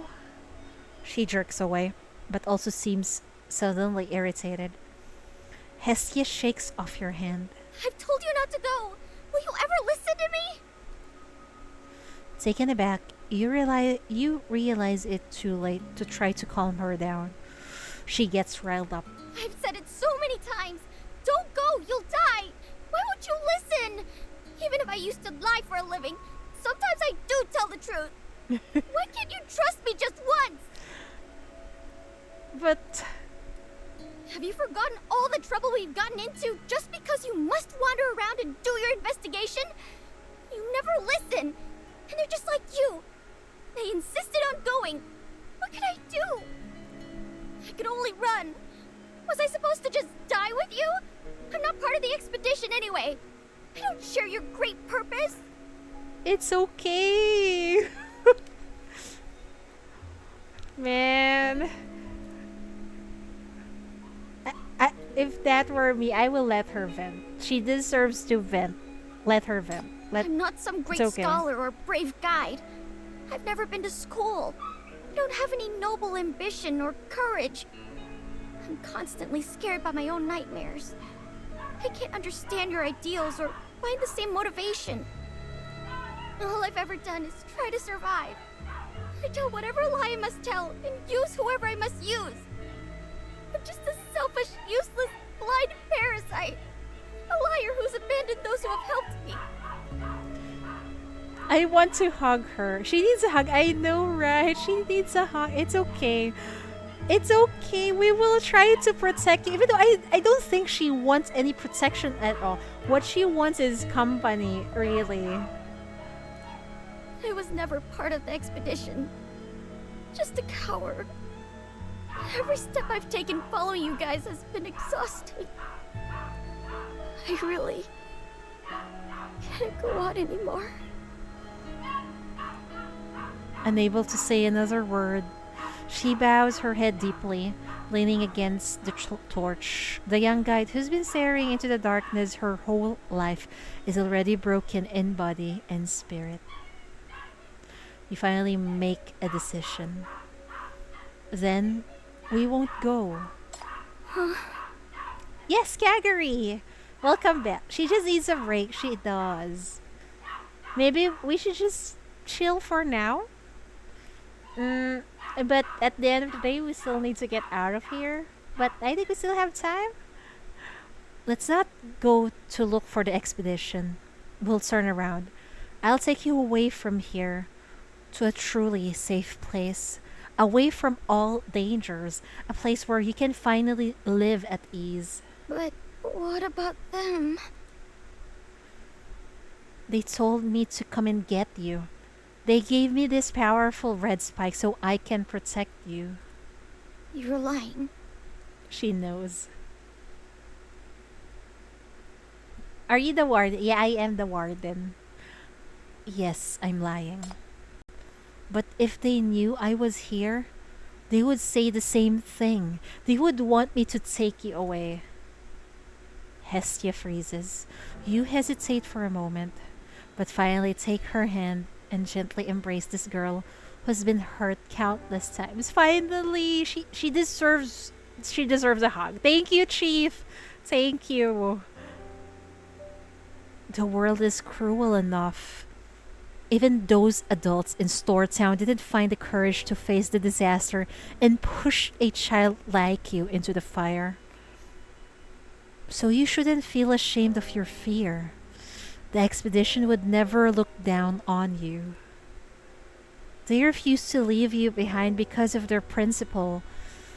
They let you go because they heeded your warning. They knew the path ahead was dangerous, so they wanted to keep you out of it. Then, Why did they still go? Because they need to find a way to end the disaster. And it's the only way. Even if it leads to their death, man. Probably to look for a better world. A world where children worry about nothing and aren't forced to be brave in a place like this. A world where adults protect children and allow them to grow up safely. You know, that's just the kind of people they are. Although she doesn't answer, you feel her nod slightly in your arms. She's gradually calmed down.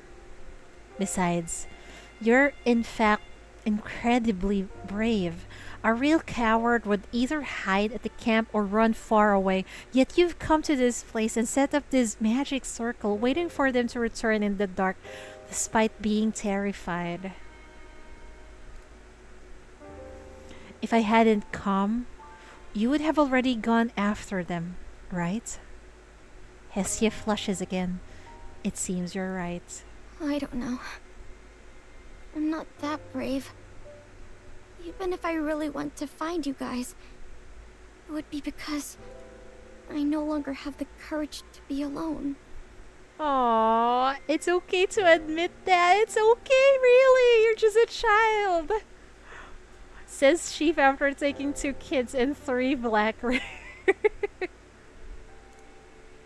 I think too scared to be alone and wanting to return to your important ones means the same thing to you now. Her body trembles slightly. But we're just kids now. We're not strong enough to protect ourselves. If we died recklessly on the way, it would only bring them more sorrow. It's not a kid's job to save the world. We just need to grow up properly so we can follow them on the same path later. Exactly! It's not a kid's job to save the world. It's the job of the adults. You should be happily living your life. But how would you do that if that world is so cruel? Chief is so Giga Chad, right?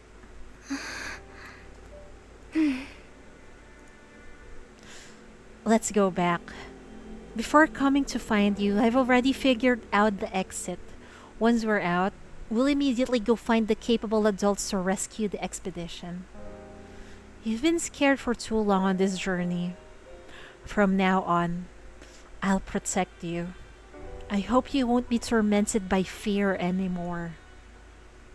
She nudges you, wiping the tears from her face, crying and laughing at the same time. I think that's the only thing she wants. Someone to protect her.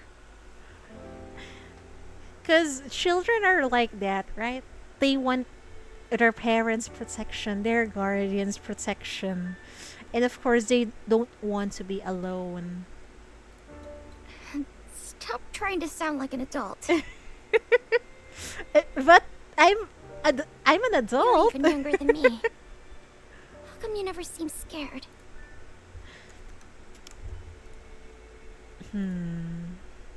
Saying nothing to her half joking question, you simply take her hand and keep walking, glad that she can't see your expression right now. I wonder what's the chief's expression? Eloquence of the child. Are we right? In the boundless darkness, 2 small figures walk hand in hand, one leading the way while the other follows. Guided by the flames, fear no longer troubles them despite the darkness. Scared?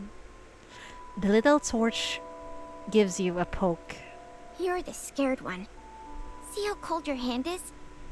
There, hold on tight. My hand is warm. Trying to sound tough again. Okay. I'll give you some courage. Okay. That will definitely give us courage. Holding hands, the 2 of you tread in the darkness with the dim flames, but you're no longer afraid. As long as we're together, we will not be afraid. Never mind. We refuse to be afraid.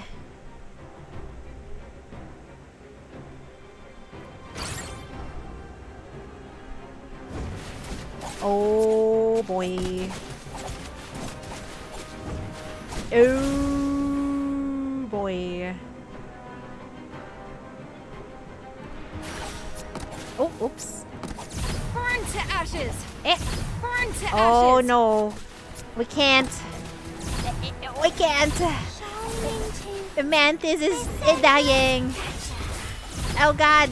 This is the guidance of the flames. Be trapped here forever! Burn to ashes!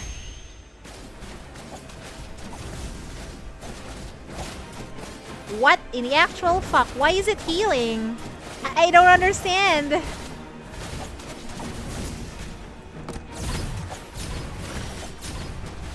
Burn to ashes! Where's Mantis? I can see. I can see Mantis. I gotcha. This is the guidance of the flames. Be trapped here forever! It's just the natural order. The strong prey on the weak. Oh, we'll take this, I guess.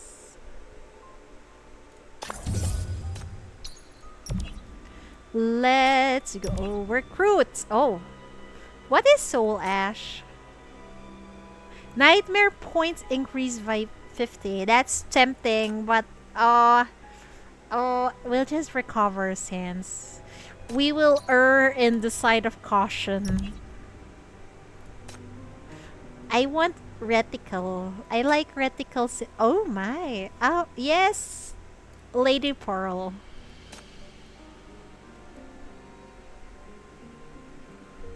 All allied reticle sinners gain 12% damage boost. Tempting, but I'll go with Lady Pearl.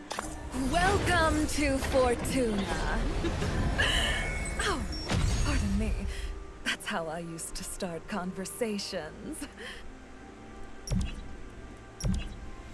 Oh, recover 15 sands. Yeah. Go into mommy selection. Yeah, that's definitely mommy selection. That was dangerous.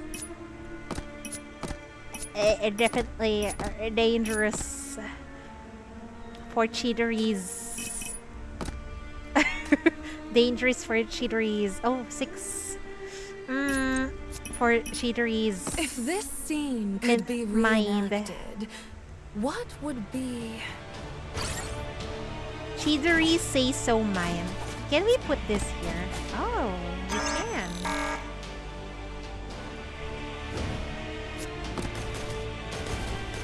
Oh, what the hell is that? Please enjoy the show. I think it can... Oh, I see. This is the guidance of the flames.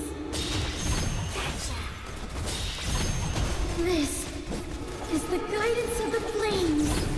Shine into this endless fog. This endless... Oh!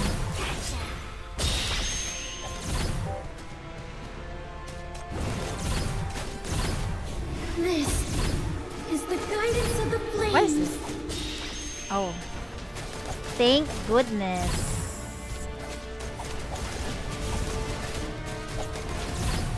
This is the guidance of the flames. Burn to ashes! Please enjoy the show. Go pew pew pew! Pew pew pew! Pew pew pew pew pew! So weak. Only a few shots and it's over and done with. Jane looks so adorable. What is this? Earning rate decreases by 100%. What the fuck? No way. All allied B-class sinner attack, defense, magic resistance increased by 40. What is this?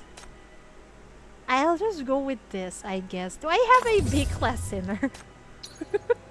Yellow letter.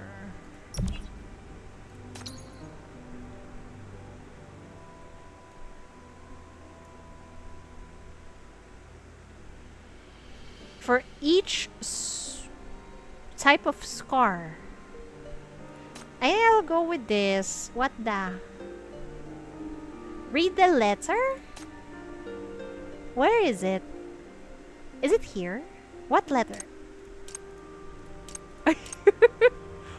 Is it in here? Or no? I skipped it, I think. The tile before? We can read it. Oh, we can't read it anymore. Sad.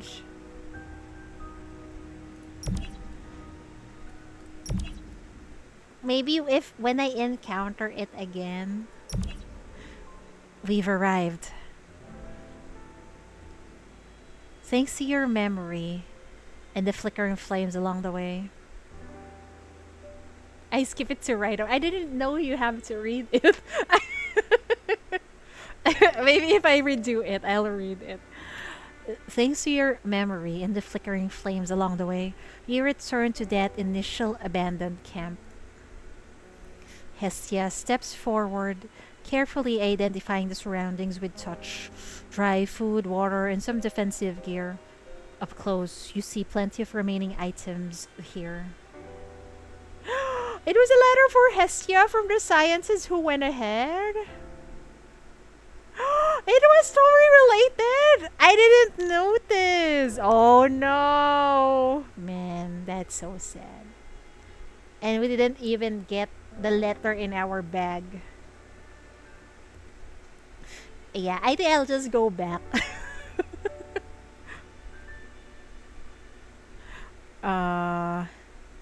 This was the expedition's last camp on the outside. They decided to enter the Forbidden Zone from here. And that's when I ran away. But when I left, everyone was packing up to move. How come there are still so many supplies left here? Maybe they're meant for you. We wanted to say, but seeing her expression now, you think that won't be necessary. You let her reminisce a bit longer before you set off again. Just then, a familiar voice comes not far away from the darkness. Chief! Ah! You surprised me! You're still alive! Probably glimpsing the light, a figure limps over. It's the FAC captain. You finally came back. I almost went off to look for you. We could have missed each other. Hearing the stranger's voice, Hestia grips your hand tightly, shrinking back behind you. So this is what she looks like when meeting a stranger for a first time. That's adorable. You'll have to tease her later. Did she release these sparks? He looks at Hestia, then at the strange sparks floating around her. Is she a sinner? Uh-oh. She's my friend. But she's a little timid, a little cautious. Please take good care of her. Hestia's hand pinches you behind your back. The soldier catches this small gesture. That's you two adorable. Seem quite close, Chief. Thank you, young lady. It was your little sparks that saved my life. Now it's my turn. Don't worry. I'll keep you safe. Oh, thank you, Captain. He deliberately removes his helmet and leans down slightly toward the girl while keeping a reassuring distance, speaking gently. Hestia looks at the stranger, then at you, hesitates for a moment, and finally reaches out to shake the soldier's hand before quickly retreating behind you. That's adorable! Common FAC with, yeah. Good thing FAC is so reliable, unlike the, what was that? The police. What do you call the police in the city? You're certain the soldier indeed makes contact with the girl at that moment, and doesn't notice anything unusual. He seems relieved to have gained trust, stands up straight and resumes his solemn demeanor before posing the question. Public Security Bureau. Yeah. They're more reliable than the Public Security Bureau. You're back from your investigation of the incident. You must have made some significant progress, right? This girl was a member of the expedition. Regardless of how she managed to appear before us, the current overlap of our spacetime brings us unprecedented close to certain key events back then.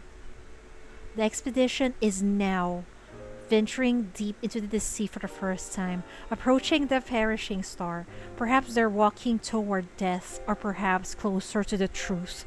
For us, this is also a rare chance to approach the historical truth. So, Captain, there's one thing I must ask of you. Take this girl, Hestia, out of the mutated area. Please ensure her safety at all cost. Could she be? She's the cause of the phenomenon. The darkness is the materialization of Hestia's inner fear. Her staying here will only worsen the contamination. I need you to take her out of the mutated area to a safe place. But the problem is, will Hestia agree? I don't think she will agree to leave us, I think. Only when Hestia is completely at ease can this phenomenon possibly come to an end. Of course. I will protect her. It's my duty. But Chief... He must have seen through my thoughts and wants to stop you. In response, you reach out to him. In that instant, your hands pass through each other, surprising the soldier. That's right. What you see now is merely a projection of my consciousness. You don't need to take me back or worry about my safety. We don't exist in the same dimension. My body is at the MBCC, under strict supervision by Shorl from Paradisos.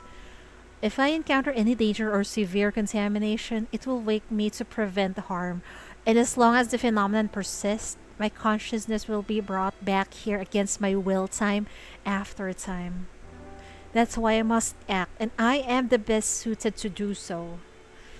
The biggest help I most urgently need from you is to protect this girl and take her away. Understood. I will follow your orders. Wait, I don't understand what you're saying. Basically, we're not real, but you're real, and the soldier is real, so you need to get out of here. The girl interrupts your conversation, clutching your clothes tightly. She sounds more confused than uncertain, hoping you can help her understand the situation. What do you mean by take her away? Where are you going then? We're gonna stay here. What, Chief? What, Sinner? Aren't you our little guide? Why are you talking like an adult? Didn't we agree to get out and wait for everyone? You said this is not a job for the kids, and that we should seek help from reliable adults. Man. We are technically people from 100 years into the future for Hestia. Exactly.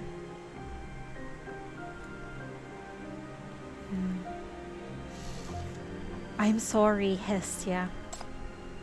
I'm not that little guide you know. What?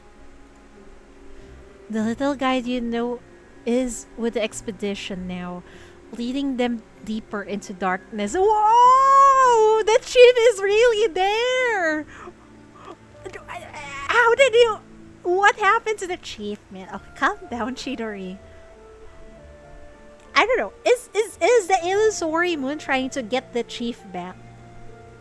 Because it managed to trap the kid version of the chief in there? I wonder. Man. And I'm not a member of the expedition.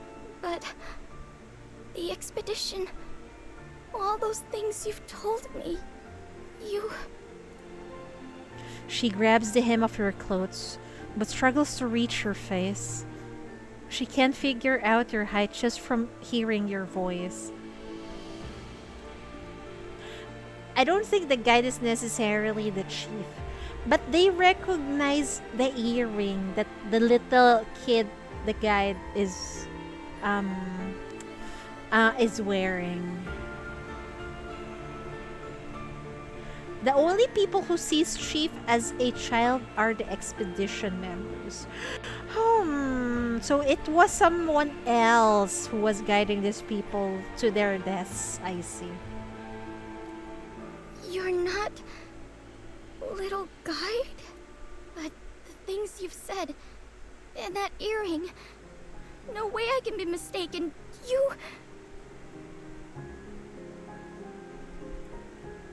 Holding her shoulders, you pull away slightly, finding it so hard to do and say these things at this moment.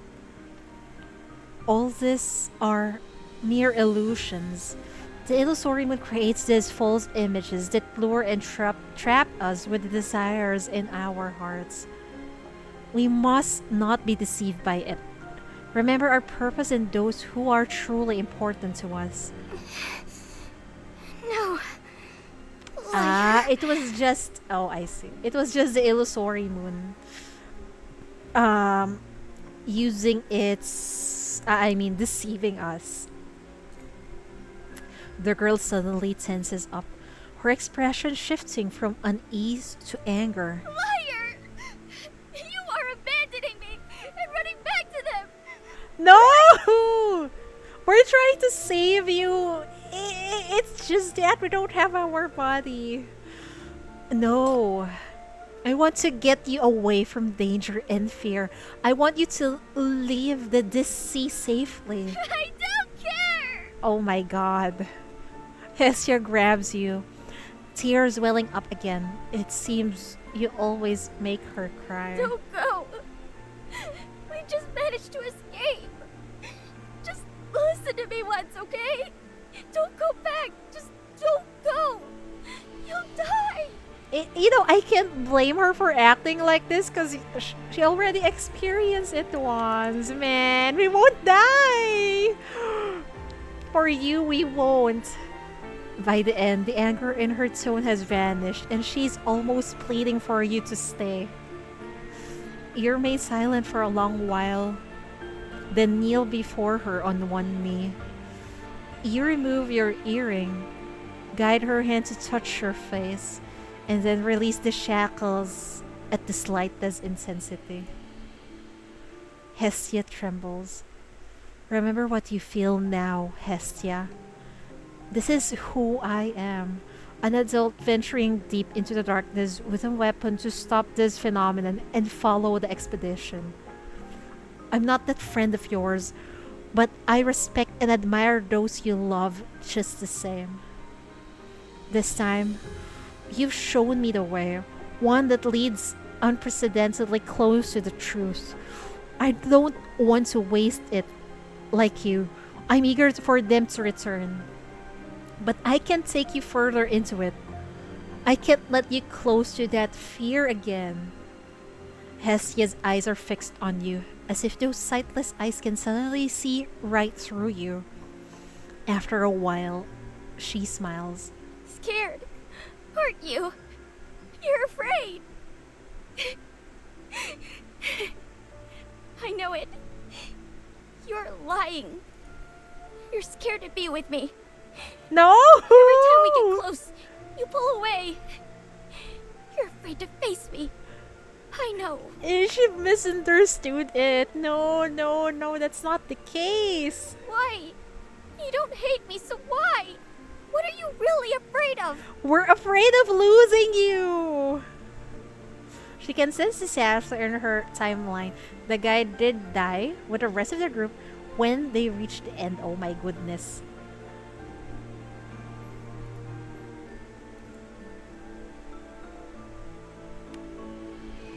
This is just a trap.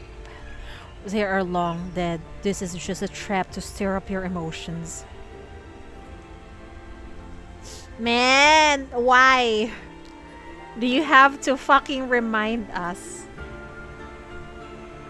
Emotional damage. How dare you, game? Man. Fitzy and knows how to show pain. I know. And the sad part is we weren't able to save them. And we don't want to happen to Hestia too. Please. I just want to make it possible for you to finally leave this sea. This place is imprisoning you. You must stop talking to her. You look at the FAC captain, who either understands how you feel or is simply obeying orders. He holds her back. Keep her safe. Hestia doesn't struggle this time. In front of the two of you, she seems to understand any resistance is useless. She simply clutches her torch tightly, her hollow eyes staring straight at you. Liar. I'm not leaving. This time I won't run away, no matter how scared I am. I'll stay here and wait for you. Holy fuck! Get out of here! So you're not allowed to run away either. Man! You're so stubborn. Come back to me, coward. You must come back to me. We will. Damn, man. You leave the camp alone, followed by a tiny flame that has appeared out of nowhere, heading to the heart of the sea. We will capture you forever, man. Your journey seems endless. You walk past the valley where you fled with Hestia and the magic circle where you first met her. The further you go, the denser the surrounding darkness becomes. With each step, you feel like you're stepping deeper into a swamp, sinking slowly. The light and warmth from the flickering tiny flame dwindle. The darkness tries to snuff it out, but it stubbornly reignites again and again. Protect the flame, yeah. You make a circle with your hands and hold the tiny flame in your palms, protecting it in front of your chest. The darkness washes over you again and again, cold, viscous, and suffocating. That dim hypercube given to you by the FAC captain has slowly fallen apart and turned into dull dust. You feel increasingly tired and drowsy, with only the flame in your embrace providing the last bit of light and warmth. Oh my god, please be okay, Chief. Please be okay, Chief. Please be okay. Please be okay.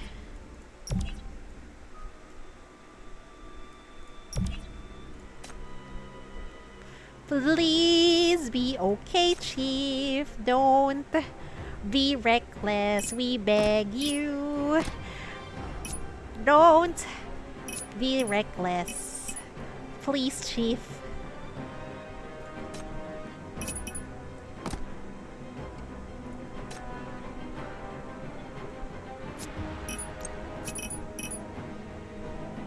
Whatever wishes you have, you can tell me. No need to come along. I can handle it.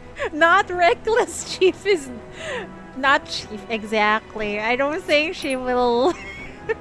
I don't think that Chief will... What's this? I don't think the Chief will... back down, you know?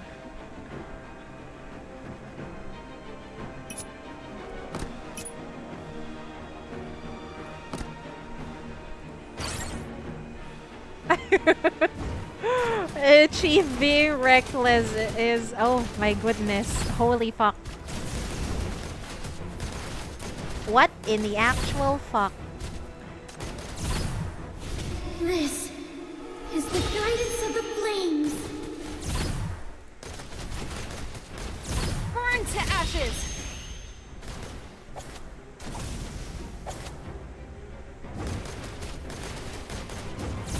Be trapped here forever!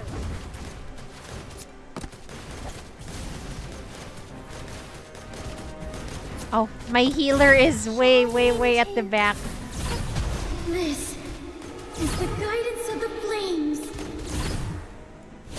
This is the guidance of the flames. Burn to ashes! This Burn to show.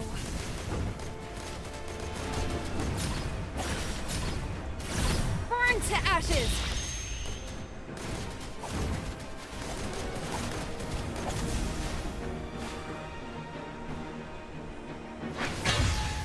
What a wonderful adventure. I really love her accent. Sheep and being reckless is the face of the same coin. I agree.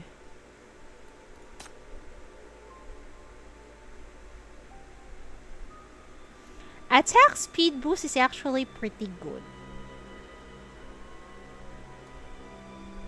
Physical damage. Execution. Okay, we'll get this one. Seems very pog. What? Eh. Oh.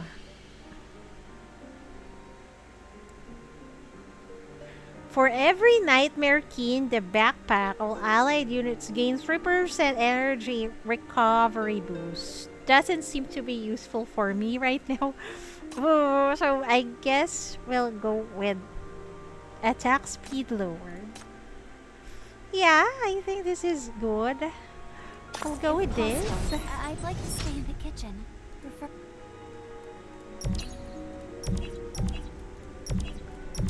Let's go.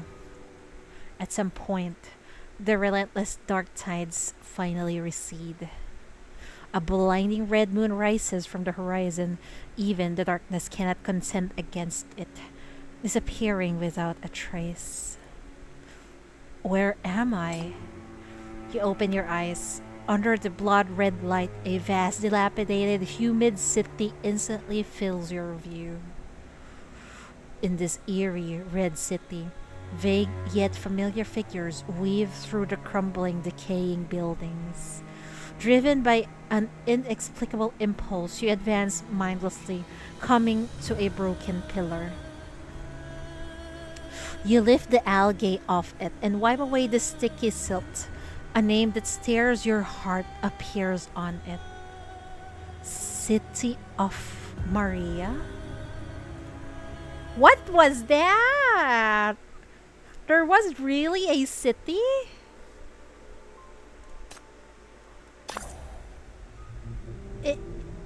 In the middle of the sea? You traverse the ruined city. In the thick fog, your mind gradually blurs as if you're falling asleep. You're dissolving amid the indistinct voices, unable to recall the reason why you're here. Uh-oh. Questions after questions. I know, right? Oh, man. And then the chief cannot remember why she's here. Oh boy. But the spark is right next to you. You can barely hear someone's voice in your ear. You're scared to be with me. Every time we get close, you pull away. You're afraid to face me. I know. Okay, finally. I think the chief will remember what she's here to do. Lore bit. City of Maria is a place where the perishing star fell. Oh! And it seems like when the perishing star what's this, goes down, the illusory moon takes its place. I wonder why there's a cycle like that in this place.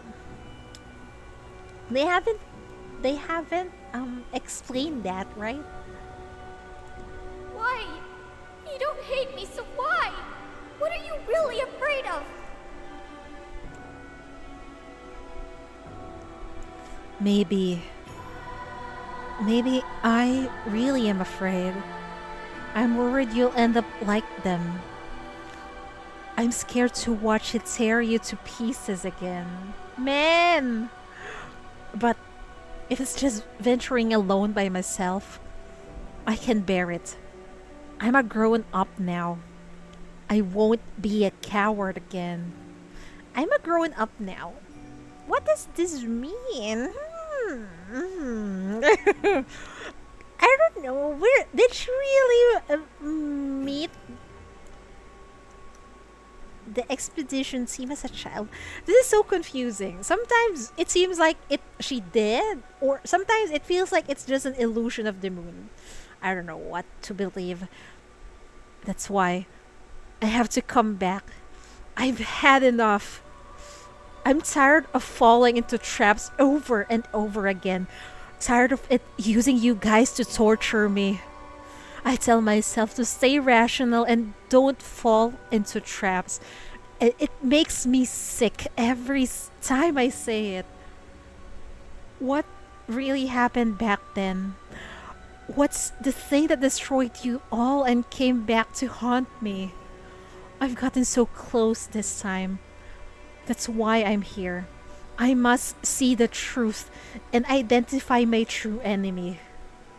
I can't be fooled by it anymore. Their consciousness blurs further. Whispers from the surrounding shadow turn into vague noises. Only the blood red moonlight remains in sight. Fooled? No. A voice objects, but it sounds comfortably familiar. No, this is not a trap. No one has lured you here. Everything happened because your heart desired a response. And you are destined to return, even if you know the journey is perilous. Even if you want to personally escort the girl out. Even if...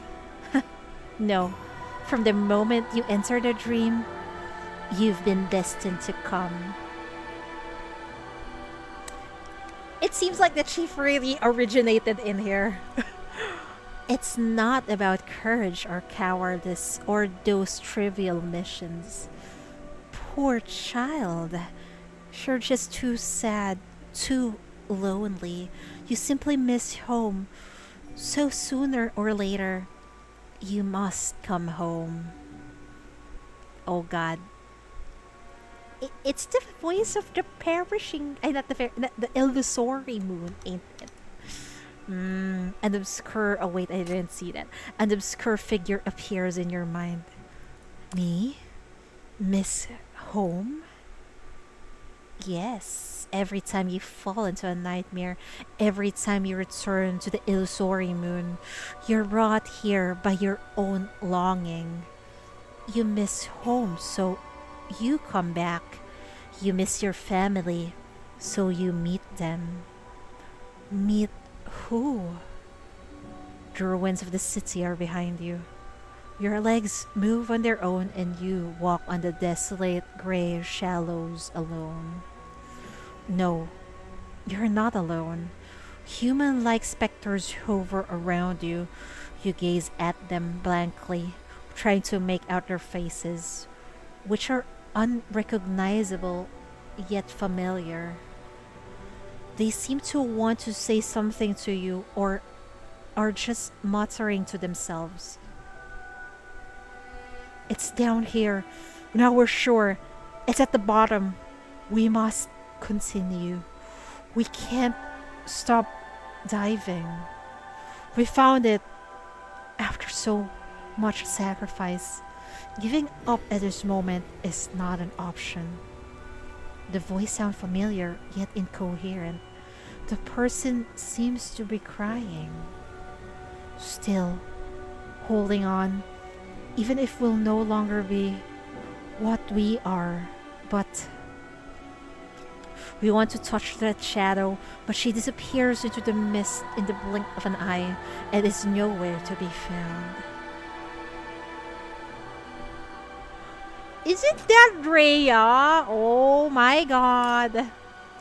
Wait, tell me more about the meaning of your language.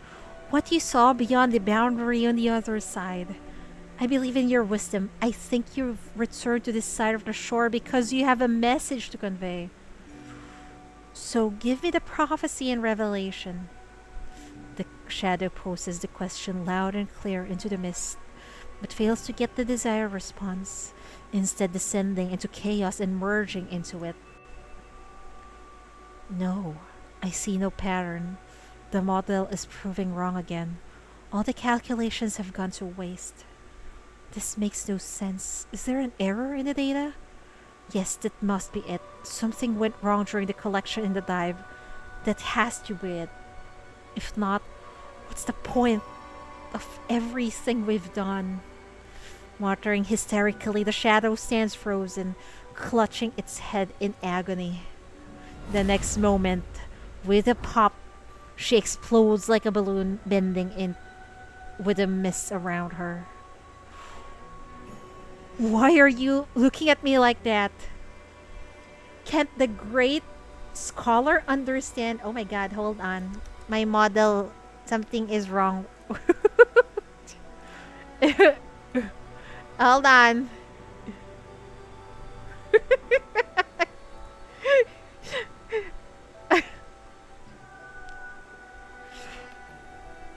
It's my camera is not connecting. My phone and camera ain't connecting at all. My model just T-poses.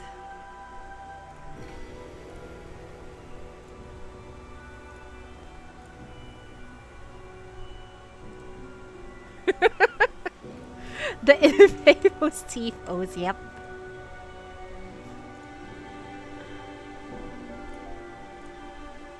Okay, I think we're good now. We're back! It must be the me, probably. Oh my goodness, we're getting affected by mania too. Why are you looking at me like that? Can't the great scholar understand the idea of power? Or is it humanity you can't grasp? No, you all must know. We've come so far together, yet you've never trusted me. What else is there to say? What is happening? An agonized screech. The shadows overlap, mauling and obliterating each other. Oh lordy, they fought each other in this place? I think that's not Drea earlier. Maybe that's just some random... what was that? Random scholar. BR00 influence can even reach outside the game. That's true. It's affecting my connections, guys. The shadows overlap, mauling and obliterating each other. You simply watch them. The voices and feelings are so familiar, as if you're always meant to be here. My family. Yes, your family. You're finally getting closer, by their side at last. Are you satisfied now? Joy dispels the pain and despair among the shadows of these revenants. You feel at peace. Chief, snap out of it! It's the illusory who snapped out of it. Wake up, wake up. Yes. No, too soon. There is one more of them. The real reason you came here, it's neither rational nor emotional. Neither about fear nor determination. It's because you've finally heard its call. Finally grown up and waited till this day. So go on. The figures all stand up and raise their hands. Slowly, you look towards the direction they're pointing at and step forward. Feeling a warmth you've never felt before. Blue light flashes and is shattered in an instant by red light. Oh my god. Oh my god. Shorel's defenses have failed. The illusory moon is much more powerful. The origin of it all, yeah. I think it's impossible to wake up now. Oh my good lord, what the fuck is that? Why is... Is that the perishing star or the illusory moon? Why does it look like a corpse? Oh my goodness. You cross the shallows and walk toward the deep sea. The surface of the sea begins to boil. Something rises from the abyss. In the sky, rings of light ripple outward, the concentric circles surrounding the central red moon. Are those black rings? Oh my god. With a soul rift monster? Does it look like that?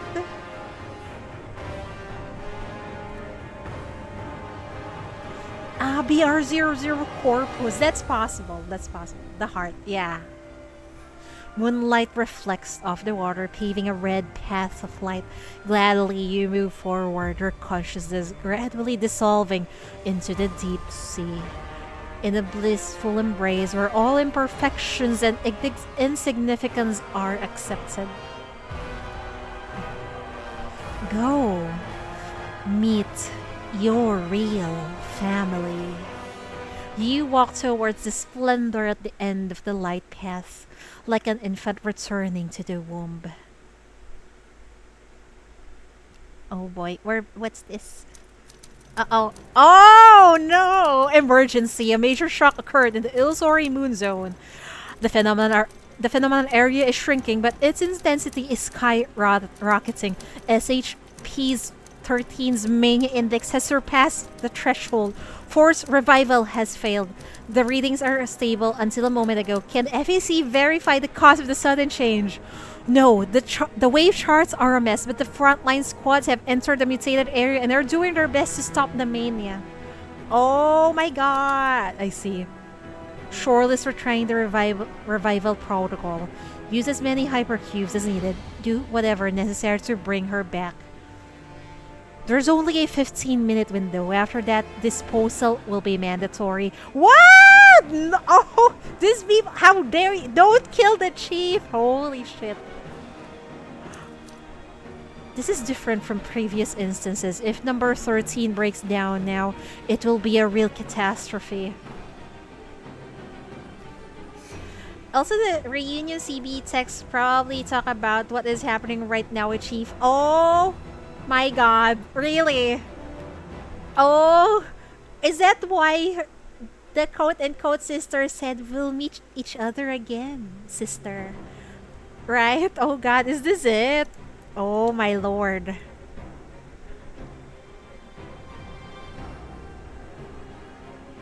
Inside the shield room, the shackle's red light pierces through the devices, canceling out the hypercube energy. Amid the intense clash of red and blue light, the chief's face is almost contorted, and the body is twisted into an extremely painful posture. My god, it's like she's possessed or something. Order received. The first and third observatoriums have joined the operation and are currently recording and analyzing the data. Target 1. The search for SHP-13 is still going. We've encountered significant obstacles. Target 2. The phenomenon singularity coordinates are confirmed. It has made a move.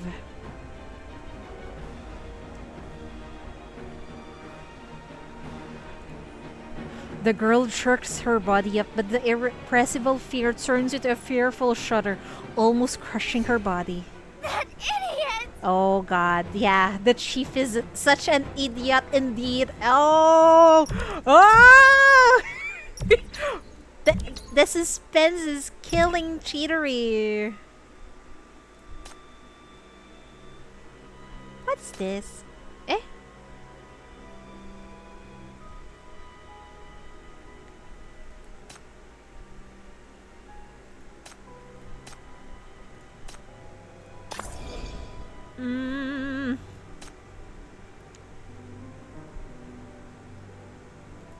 What exactly does your MB... You know... Hi Yan Yan, welcome! Oh boy!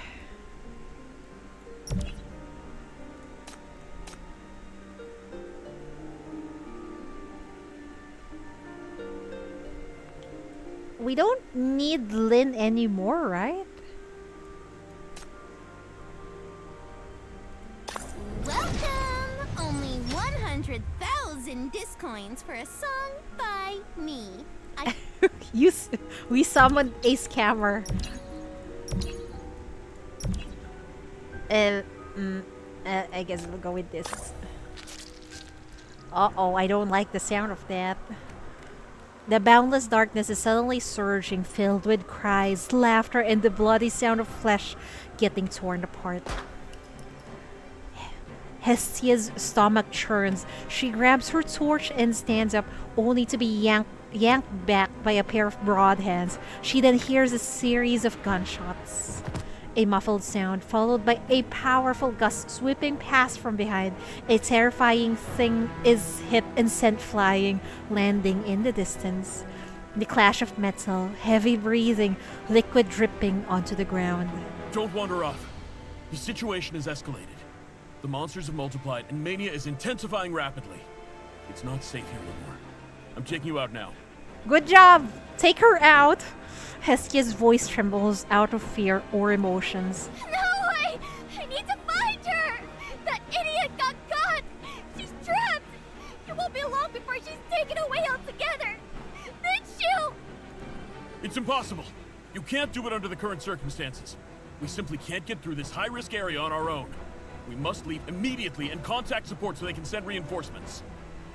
The man's voice also sounds tense. He has already forgotten the chief's explanation about the dream and Shorl's revival. It'll all be too late by then! She can't push away the tall soldier, but as she struggles, a flame lights up, forcing the man back. The fire stretches between him and the girl.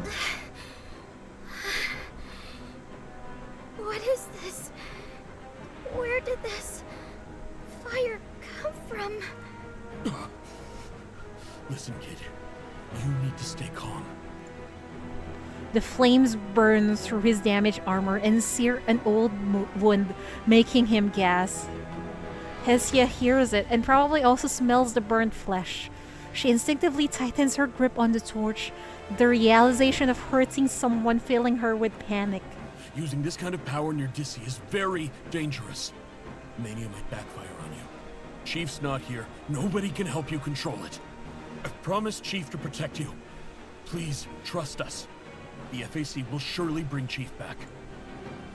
The man speaks earnestly. Hestia gradually calms down, realizing he's right.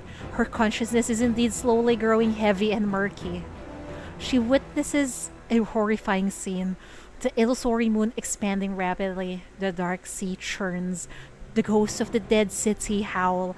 Even the breath of the soldier in front of her fades, as if he never should have existed before her.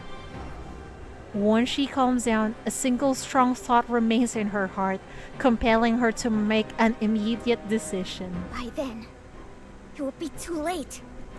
Wait! Oh no! The FAC soldier approaches, but she raises her torch, and a wall of fire suddenly rises between them, even scaring away the monsters growling around them. Under the glow of the fire, the girl's pale face now appears exceptionally solemn. You can stay here or go back, but don't go on further. The flames will stop you and also protect you. Thank you. No! She's gonna go back for us, but...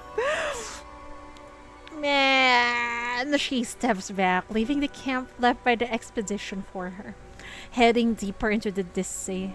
Gazing past the numerous chaos blocking her way, she steps into the darkness.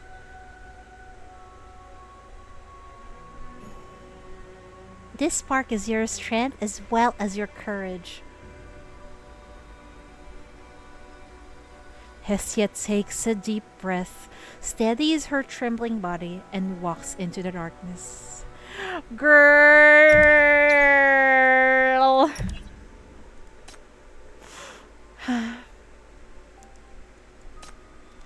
There's no hope, guys. Normal attack boost.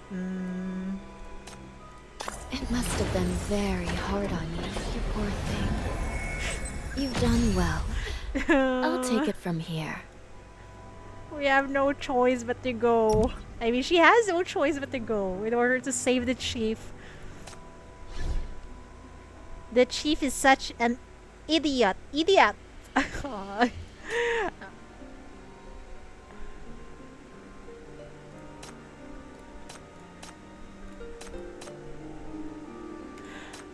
Okay, bye. Ah, sounds useful. This sounds useful also.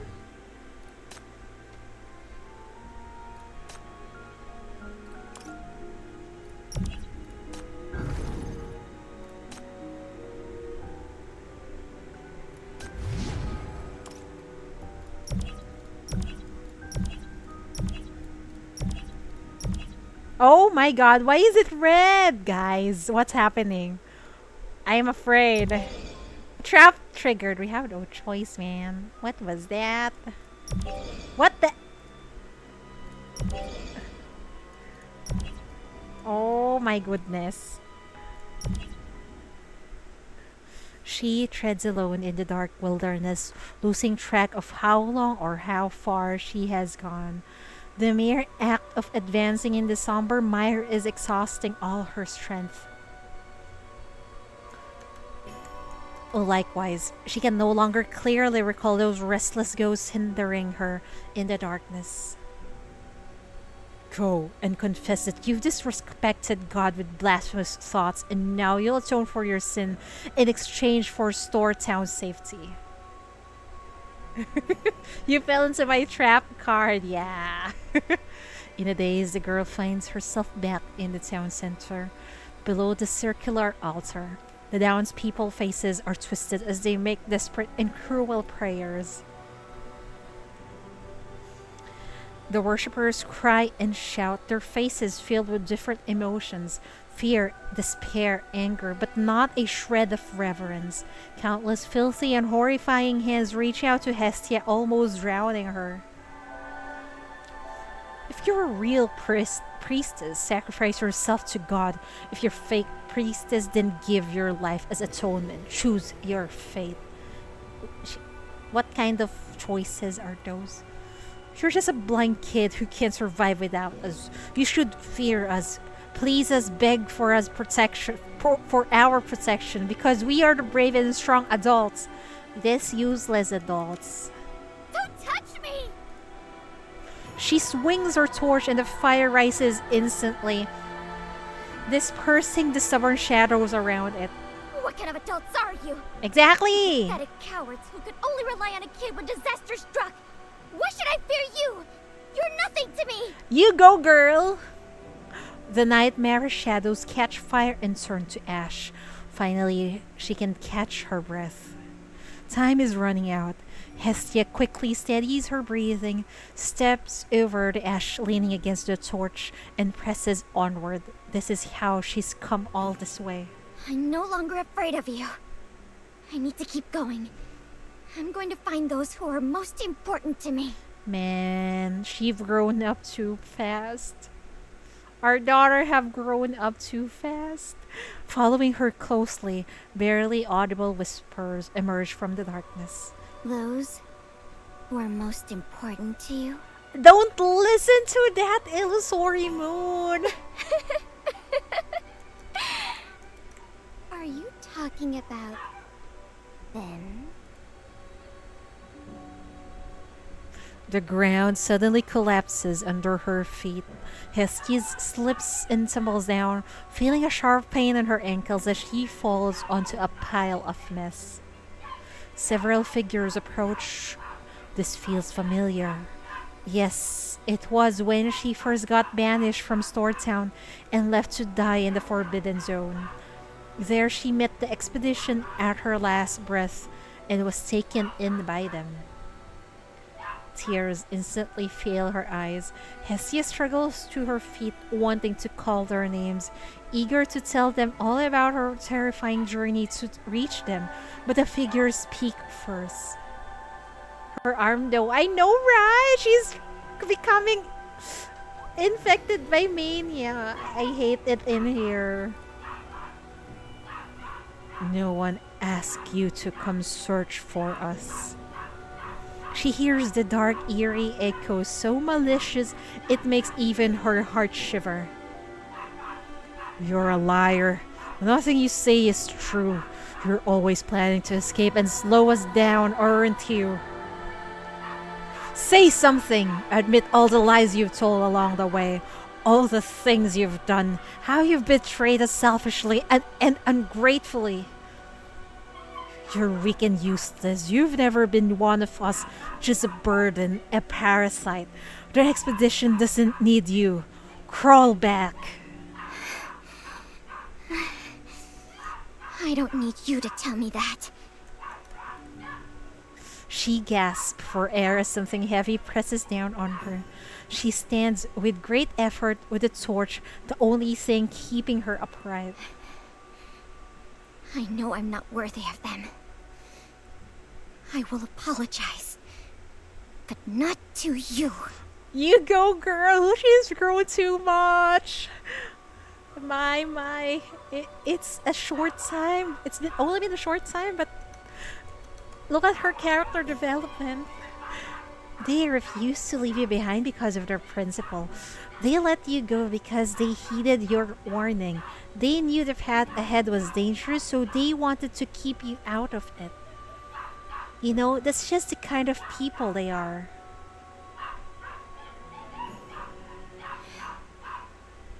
They would never say such things. They are nothing like you. Of that, I'm sure. Trembling, she lifts the torch, its fire rising to dispel the gloom on her. After letting it burn for a long while, Hestia wipes her tears.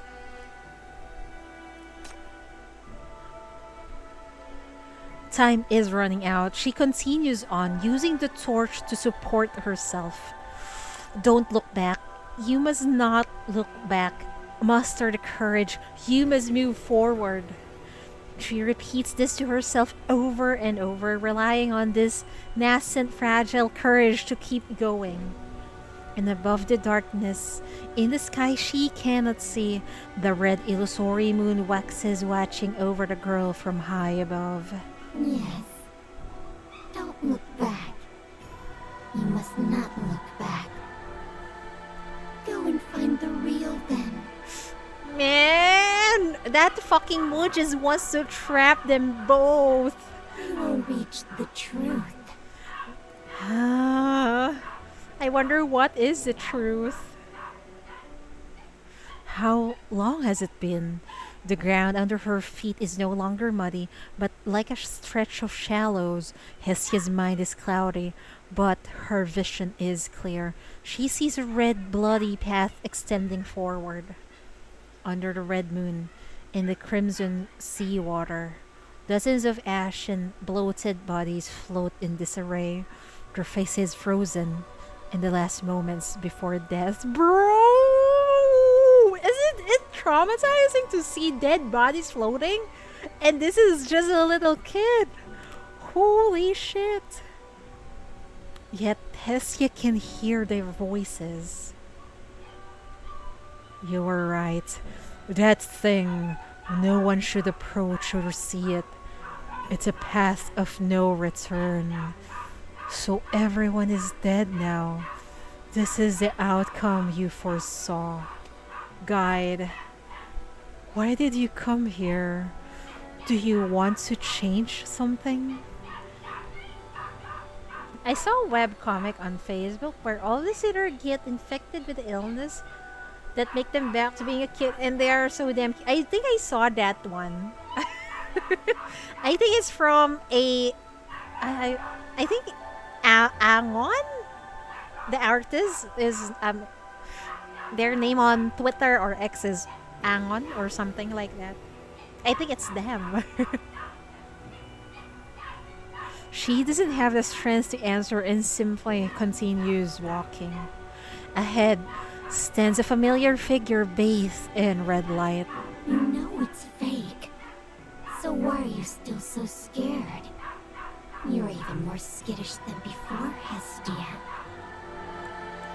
Yeah, they draw cute sinners. You're right. Hold on real quick. My doggo is really...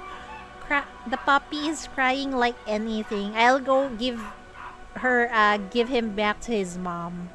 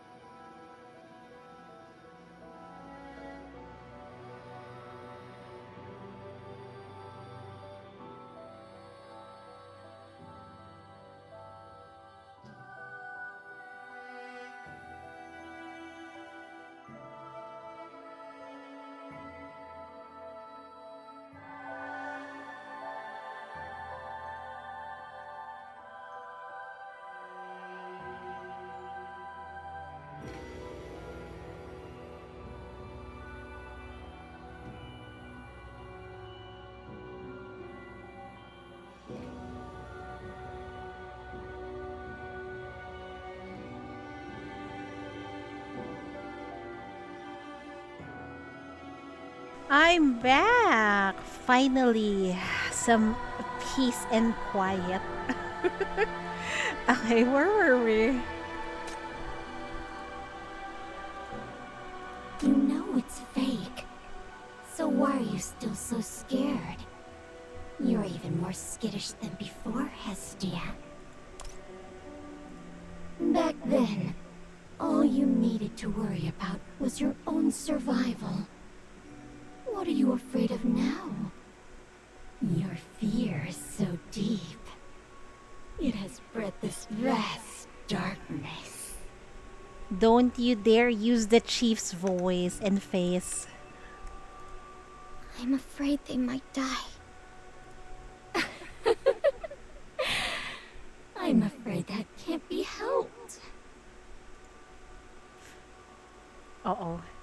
The chief laughs, a dark red viscous liquid welling up in those eyes, forming two streaks of bloody tears that stream over the unchanging smile. That's so creepy here. Good thing they didn't make an illustration of it. Hestia sees it. Instinctively, she runs forward, dropping the torch to support the chief, who immediately turns into a splash of red water, spattering all over Hestia. What the fuck? They make it look like it's blood on Hestia. Oh my. You know you can't stop them. That's who they are. They'd risk it despite knowing the danger. Like moths flying into a flame. You can't change them. Hestia stands dazed, drenched in the crimson hue. She stays there for a long time before picking up the torch from the blood-red shallows. The torch has been extinguished and darkness is creeping up the shadows. Hestia leans on the torch, forcing herself to go on, each step harder than the last. Her eyes are hollow and her body shakes with each step, either from fear or from the cold. But she never stops. She keeps going, and slowly the dim sparks around her begin fluttering. They don't need to change. I like them the way they are. I like watching them press forward. Even if I can only watch from behind, I'm still pleased. The one who needs to change is me. You already did. You've become stronger. The sparks are multiplying, gathering at the top of the torch, flickering constantly. I've always lived in fear. I don't mind living that way even when I grow up. Everyone fears something. But courage is something you must reach past your fear to grip.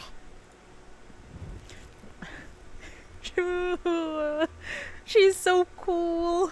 The flames burn brighter and brighter, illuminating the glowing darkness, dispersing the silk covering her ankles. Hestia walks forward over those familiar, fearful scenes, advancing despite shivering. I finally grasped my courage. And there are many things I want to do. I won't stop here. In a place visible to her, the illusion begins sinking back into the darkness. The path beneath her feet is turning smooth. After a long silence, a distant, indistinct voice comes through the darkness. Good. Fear can no longer stop you. Come.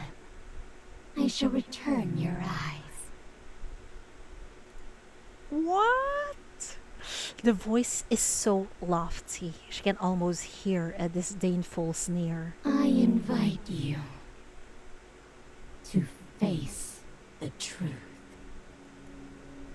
The darkness fades like a tide. The blood-red light obscures everything. We're back here again, man. At the end of that red light, an indescribable colossal being casts a nonchalant glance. The red moonlight casts long shadows.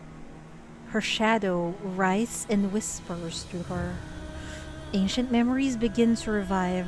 This is the first glimpse of this world she has, which will reign over her deepest instinct ever since. Gone is the past, the doom is near. The searing star shines boiling and trembling, rising from the ocean depths, descending from the starry sky.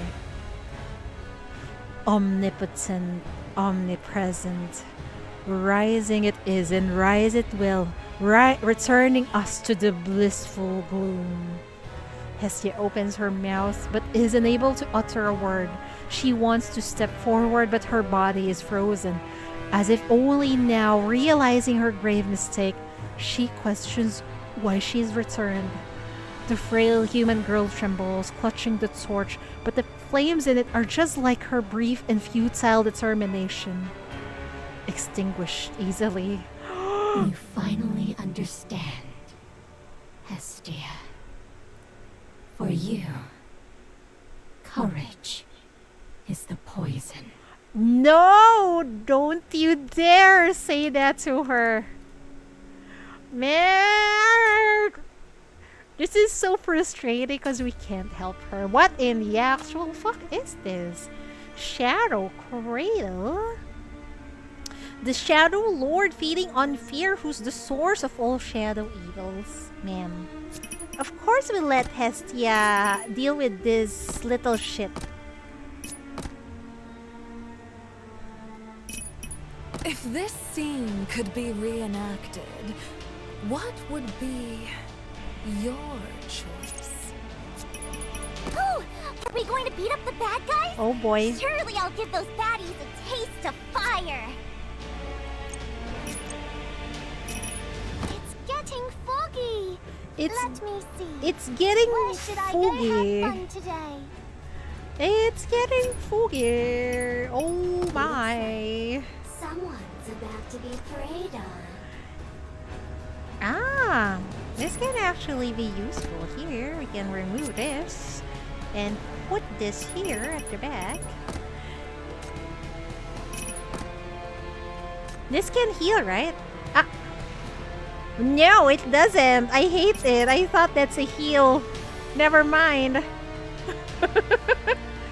I remember there was, I think, one before with heal, but that's not it.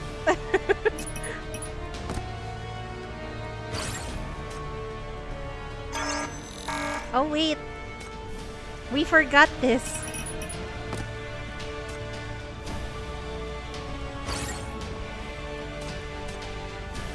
Oh, we can put one more. Oh, okay.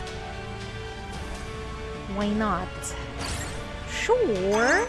Why not?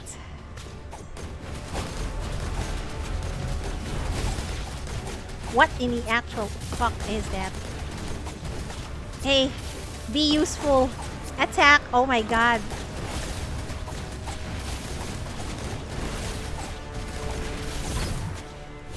This is the guidance of the flames. What the hell are those, bro? Enjoy. Falling into this endless fog. This endless fog. Don't tell me there's more. Oh my god, it's still alive, bro.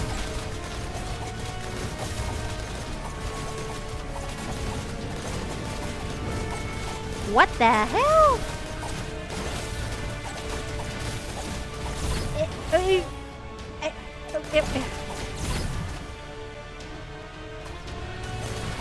It has 2 HP, but I see. It doesn't have a core though. This. Please enjoy the show. Burn to ashes. Eternal flame, indestructible. Oh yeah, a new follower. fell Thank on you the for the perfect follow. show. Arena, thank you so much. Story. Thank God it's over. There's more. I thought it's over. Okay. The shadows and the chaos disappear. The horrifying echoes fade as the fearsome creatures scatter, vanishing into the wilderness. Not because someone has defeated them, but because the only prey has finally been completely devoured. and the remnants can no longer sustain the attention of Mania.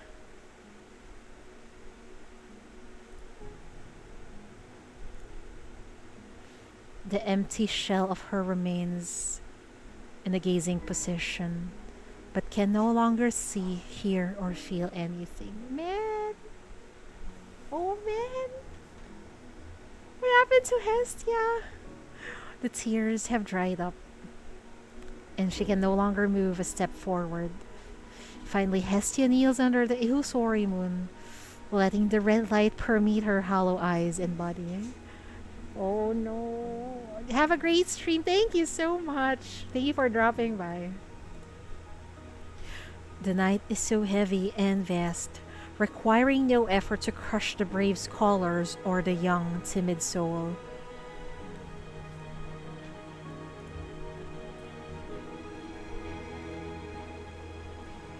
It's okay now. We've found you. You're not alone anymore. We will survive. Not just here, but when all of this is over, we'll go out into the bigger world and everyone will live happily together. Welcome to the expedition, Hestia. If you want, would you like to become a guide too?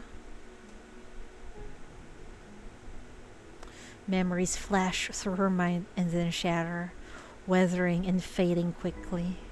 The girl raises her hand slowly. In Store Town, she was trained countless times to raise a holy fire against disasters.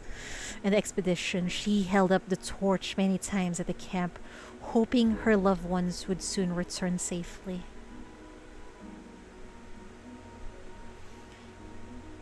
This fire is your power. Your torch lights up the way home for everyone. But the torch by her side through the years has also turned to ash. Her hands are now empty. After nightfall, humanity has lost the world.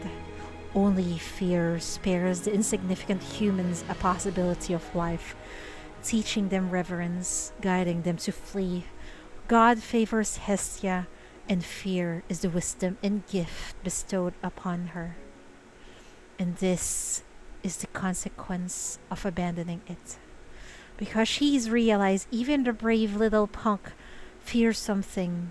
She dreams of having courage. And this is the outcome. Darkness crawls up her tattered body and swallows her consciousness, returning everything to silence. The end is right here.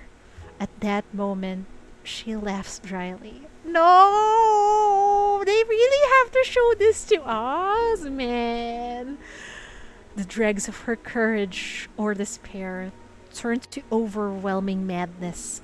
When death finally comes, proving the long struggle meaningless, Hestia experiences liberation from fear for the first time. Love and friendship didn't save her, but destruction does. Finally free, she reaches out to the brightness she can no longer see. The torch is still here. I'll light it. Oh! The final spark falls into her palm, burning down her arm like a sprout growing from the roots. Blooming, the broken, empty shell quickly burns out and vanishes. Man, her arm is... it's disappearing, man. Then it transforms into a torch, disappearing in an instant. You know, before today, I never liked you. The first day I was brought back to the camp, I saw you, another kid coddled by the crew. It made me so jealous. It reminded me of fighting over a piece of bread with other kids when I was little. Or maybe I just didn't like losing. Yeah, she died, only her soul remained. How dare they show it to us, man? Everything just feels so hopeless right now. Later, I competed for the guide's position with you. To convince everyone, I made up so many nice tales. but they laughed it off each time. The routes you suggested were always bold and dangerous, yet everyone followed without protest. The things I'd never dared to face in my life, you never averted your gaze from. You pointed out the path directly, leading the team forward without looking back. You were even younger than me. Why weren't you ever afraid? I couldn't do it. I could only follow behind you, trying to catch up while sulking. Looking back now, I wish I'd talked to you sooner. Then I would have known that courage alone isn't enough. Like today, watching you fall worried me so much. Don't you ever do this again. Press ahead bravely, but stay fearful at heart. Oh. Don't forget the dangers, even if the goal is in sight. From now on, you are the only guide. Why does it sound like you're saying goodbye to us, man? Just like I need you, you need me too. I'll help you once more, for the last time. Consider it a thank you for giving me courage. Don't say it that it's the last time, man. Oh, you wake up. Opening your eyes, you find yourself lying on the shallows of the sea. Tiny sparks hover in front of you, emitting comforting light and warmth quietly. Hestia? No answer. The little sparks draw a few circles, then drift in a certain direction. In a daze, you get up to follow them. The red moon in the sky is glaring, yet now all you can see is the tiny dim light in front of you. The faint warmth makes you forget the long, intrusive darkness. Somehow, you feel you're no longer alone. Yes, you're no longer alone. Continuing walking, you hear sounds. The wind, footsteps, and finally, the vague gentle whispers around you. Where the sparks shine, some people come to your side before you notice. Oh man, everyone is here. That's the silhouette of Drea, Marguerite, and Vanilla. Damn, man. How dare you, man. Man. I didn't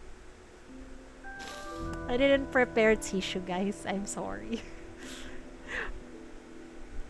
Oh, what a fruitful journey. The calculations are correct and the theory has been proven. We finally located the perishing star and established a base. Who would have thought? We've just taken the first step after all these years and it's led us straight to our goal. Let's go back and celebrate. Celebrate the truth that's right before us. Oh no. First, let's celebrate that we've all come back alive and managed to find a way back. One after another, figure emerges, joining this returning crew. Someone takes your hand habitually, and another person pats your shoulder. You want to see their faces clearly, but your vision is wet and blurry, while your heart is filled with a strange, yet familiar warmth. The illusory moon fades, the dreadful darkness is behind you. People move in the same direction, gradually forming a returning path. Her family is there to guide her back to where she belongs, man. Also with the help of Hestia. She's not there, only her sparks are there, man. The sparks along the path grows bright and dazzling, clarifying your mind. I follow the sparks here. Thank you, little guide. I'm glad you're here to show us the way. No, I'm not the guide. You look around. but don't find the person you're looking for. The specters of the crowd pull you forward. You can feel the steel waiting for you ahead. But somehow, it feels like you've missed something. How dare you forget about Hestia, man? Why are you like this? Hestia, where are you? No answer. She's not in the crowd, not ahead on the road, not at the steel. You turn around. The flames you pass along the way all feel strangely familiar. You want to go back to confirm it, but someone rushes up to you from behind, embracing you.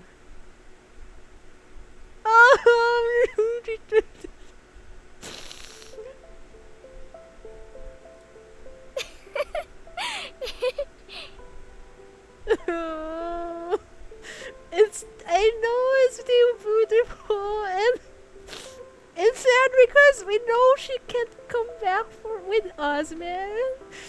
This is basically just her saying goodbye. Hestia? The girl blinks, not answering, but her eyes sparkle and her body gradually fades into the light. And the light that belonged to the torch is now held up high in her hands, burning silently in the air.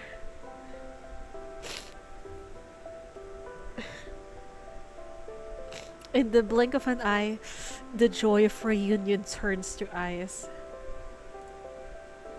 No. You turn back, searching for those burning flames. Perhaps you can find the residue. Perhaps you can still deny that dreadful guess. You don't care if it means staying here forever. You want to go back. You must go back. But the guide won't allow it.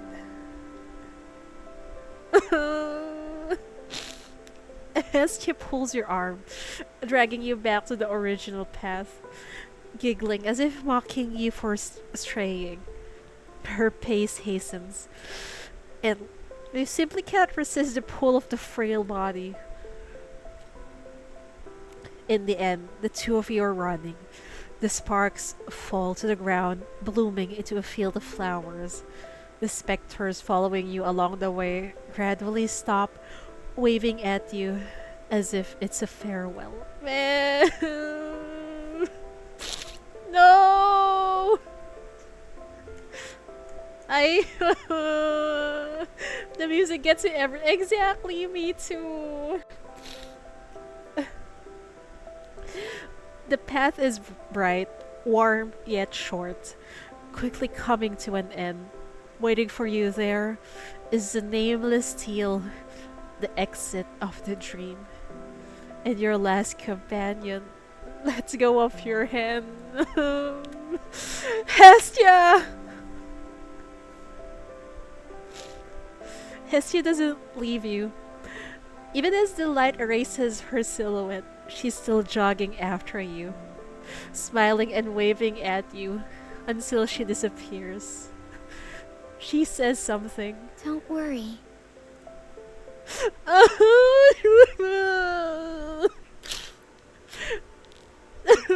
How dare you end it like that? Path to nowhere. What the fuck?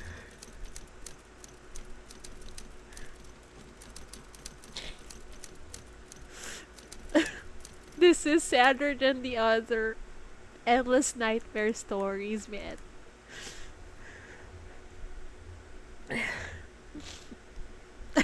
I'm going to sleep like this, really. I will end up with a puffy eyes in the morning, man. Okay. And my nose is clogged. We can do this. 13 minutes and 28 seconds after the MBCC's chief went out of control, mania subsides, and the deceased illusory moon is observed to have disappeared. The fourth anomalous tide ends. BR000 has regained peace for now. all missing persons have been found with no casualties. Those survivors who were brought back earlier are also recovering from their mental disturbance. No one has suffered any permanent physical or mental damage. After rehabilitation at the hospital, they will be discharged back to the DC frontline. I can't remember what exactly happened in the dream. Maybe I don't want to remember. It still spooks me out. But I'm glad you're alive. You tried to keep her safe, but it was inevitable in the end. The only thing I remember is a few small flames. I think someone told me to follow them to get out of the phenomenon. At least he remembers remnants of Hestia. When mania broke out, the last survivor to escape the mutated area ran into the reinforcements entering the zone. Guided by him, the troops soon reached Monitoring Station 1 safely. However, the other information he's provided is yet to be verified. I requested support immediately, but when we rushed to the site, we failed to find that abandoned camp despite rigorous search efforts. That child named Hestia was also nowhere to be found. The Ring Research Institute says it was a mania-induced illusion. Kind of like a daydream. I'll take that explanation. After all, the phenomenon is gone now. Chief has been at the MBCC this whole time. Once she wakes up, we can hear her side of the story and find out. Hestia is real. But if all of that was real, then Chief... It's going to break the Chief's heart like it did ours. 3 days later, the MBCC's chief also regains consciousness and is confirmed to be free of significant physical or mental issues upon examination. According to... I'm using a female chief, okay, so according to her account, a member of the expedition has been identified named Hestia. She is a sinner whose ability is telepathic ignition. The spiritual energy she yields during this process can disperse mania to a certain extent. Hestia is suspected to be spiritually gifted and highly sensitive to mania fluctuations. Similar cases were recorded in a few regions during the first few years after Nightfall. Her exact age and real name are unknown, further information to be added. During Chief's coma, the vast data recorded by Shorl has been transferred to the Ring Research Institute, Banyan Medical College, and other core Paradiso's authorities. The fourth illusory moonside has ended, but for humanity's operations in the Disc and the exploration of the expedition's history a century ago, as well as the truth behind the perishing star, this is only the beginning.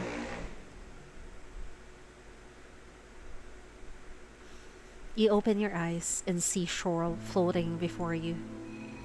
The people behind me are more than relieved to see that you're unharmed, Chief. This illusory moontide was very unique. We were able to remain rational in the depths of mania and brought precious time on the most dangerous front line. It's the first time humanity has retrieved this amount of invaluable data. This time we were this close. I know we were this close. If Hestia followed, but you know, if Hestia didn't save us, we'll be trapped there forever. And we don't know what will happen to the chief. There might be another disaster, a black ring explosion, who knows. Yeah, we were saved again, exactly. Edge One has specifically asked me to relay his sincere salute to you, saying your growth compared to a few months ago has exceeded his expectations. He's expressed his gratitude. You don't answer or look up, just staring at your hands. What purpose will this data serve? We're still in the preliminary analysis phase, but based on the current findings, not only can they reveal the truth behind the illusory moontides, but they may also completely change the strategies for future operations in the Sea. Before the mystery of the Sea is solved, the illusory moontides will not cease, but by the next cycle, you will definitely receive better protection. The overall approach in the DC might also shift from defensive to offensive, with humanity taking the initiative to unearth the truth. This is all thanks to your contributions. Well done, Chief. I'm exhausted. I'd like to be alone for a while. Of course, I came to say goodbye to you. The operation has come to an end. At your request, I will leave the MBCC in honor of our mutual trust. Farewell, Chief. Finally, you are alone in the room. The bedding is warm. The aroma of the bouquet on the desk is soothing. As sunlight pours in, you find that you've regained all your senses. Everything feels warm and bright. You will no longer return to the dark dream. You can only struggle in vain trying to grasp the slowly fading memory. Man. Bro has the nerve to say well done. I know, right? We hate the Paradeisos folks in here. You've also walked in that cold, suffocating darkness with only a single light beside you. You've tried countless times to catch up to it, to hold it tightly in your hands, not wanting to lose that fragile, perplexed yet stubborn fire. You want to ask if it was trying to tell you something by flickering so vigorously. At that moment of departure, what did she really say to you? Luckily, you finally remember. Don't worry. You're the guide. We will always follow you. It seems like as long as we're alive, they will be always there, following us. You finally unclench your tight fist, but there's no spark in your hand, only a red mark. It's not a burn scar, only a bloody mark left by your nail from the too tight grip.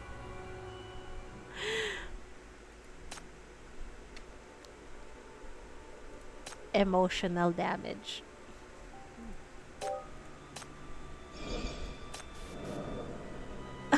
We want more. There's so many questions, but it's I think the answer is in the next Endless Nightmare. Man, that's a great that's a great story. Endless Nightmare story. It made me cry, man. Holy fuck. Bravo. Amazing. Amazing writing once again, AISNO. Thank you, thank you. Although you hurt Please stay us, closer to me, but Chief. still, we love you. Please stay closer to me, Chief. I'll shield you from the wind and rain. We love that to know, as usual. Yeah, as usual, we got hit. We got what's this?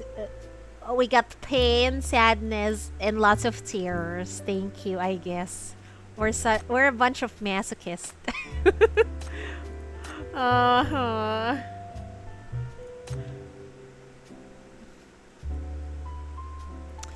How do I rotate this?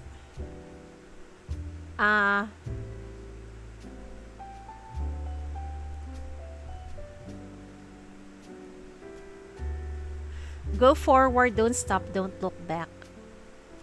Man. They didn't show the earrings. Was there an earring? I barely can see it. Maybe there is. What is that? What's the pioneer? What's the look of pioneer? I can't remember.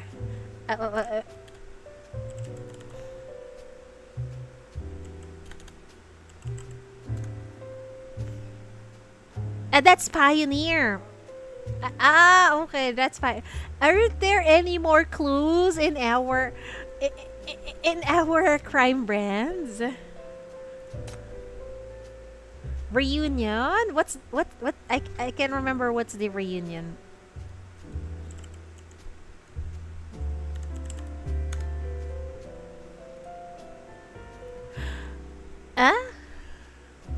The blue one with the girl? I thought that was Rahu. I thought this was Rahu.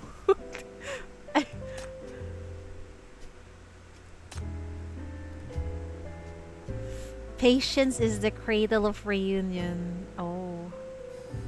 Or is this the chief? Who do you think is this? A long-haired chief?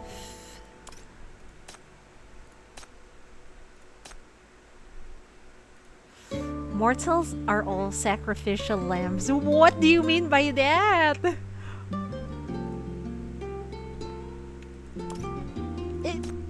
Is the perishing star just trying to engulf humanity? What's the purpose though? On the day of darkness, man and God reunite. All decadence shall be wiped clean, and all shall return to peace. This is like the nightfall, right? Oh my. What are we missing also? Don't tell me. What is this? The perishing star? Wait, hold on. The heraldess is a vessel, withered and frail, she rests in the middle of the sea. Don't tell me this is our sister. Is this our sister? Waiting in the middle of the sea.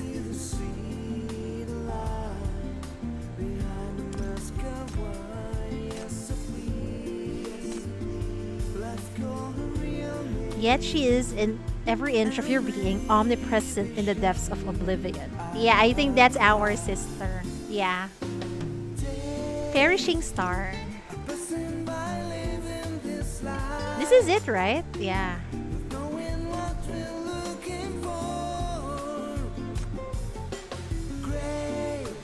On December 12, the first year of nightfall, perishing star crashed through the atmosphere 74 hours earlier than expected and struck the western continent's borderlands desert. It wiped out Maria City, leaving no survivors.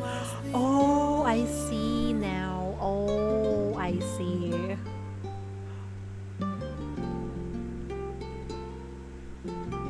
So, the perishing star really came from space? Is it aliens, bro? Aliens in Fast and Nowhere.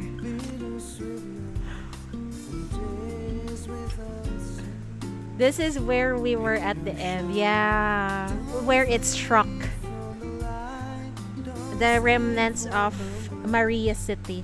Thereafter, a natural disaster emanating from where the perishing stars swept across the world, laying waste to human civilization. At the final meeting, the representative of each district signed the Nightfall Proclamation, officially announcing the arrival. What? The arrival of. It's cut off. I cannot read. Arrival of blah blah. Was it really cut off?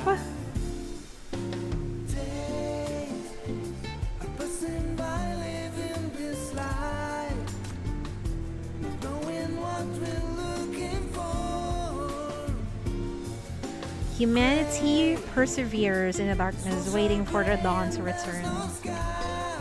Yeah. That's where... That's why the expedition team went there. They were looking for hope. I mean, if we take Stargazer's event into consideration... You know what? I need to read that. And I think I should read it on stream. Because if I don't, I won't be able to read it, to be honest. It's Arrival of the Nightfall Era. Yeah. I should definitely read it, right? By the way, amazing event. We'll be surprised. Okay, I think I'll read it on stream. So that I am forced to read it. And we'll have Path to Nowhere consent, right? Anyway, thank you guys for hanging out this very, very late stream for me. It's already 3 a.m. So I'ma go bed. Thank you guys for hanging out with me, really. I enjoyed it. I enjoyed crying, I guess. Once again, thank you for AISNO for making me cry. We're a bunch of masochists in here. Ah, Thank you. Thank you for the bits, RB. I really appreciate it. Thank you for the stream pay. No problem. I got you. And Fast to Nowhere got us and wants to hurt us, and we actually like it. Hi, refrain. I'm gonna go bench now. Together with pain and sadness, and we hold hands. But at least we got hot ladies in here, right? That eases the pain somehow. Anyway, good night, good morning, and also cheatery. I'll see you all next time. Bye-bye. You were lost in thought again, Your Highness. Is the outside world really that fascinating? You always have so much to say whenever this subject comes up.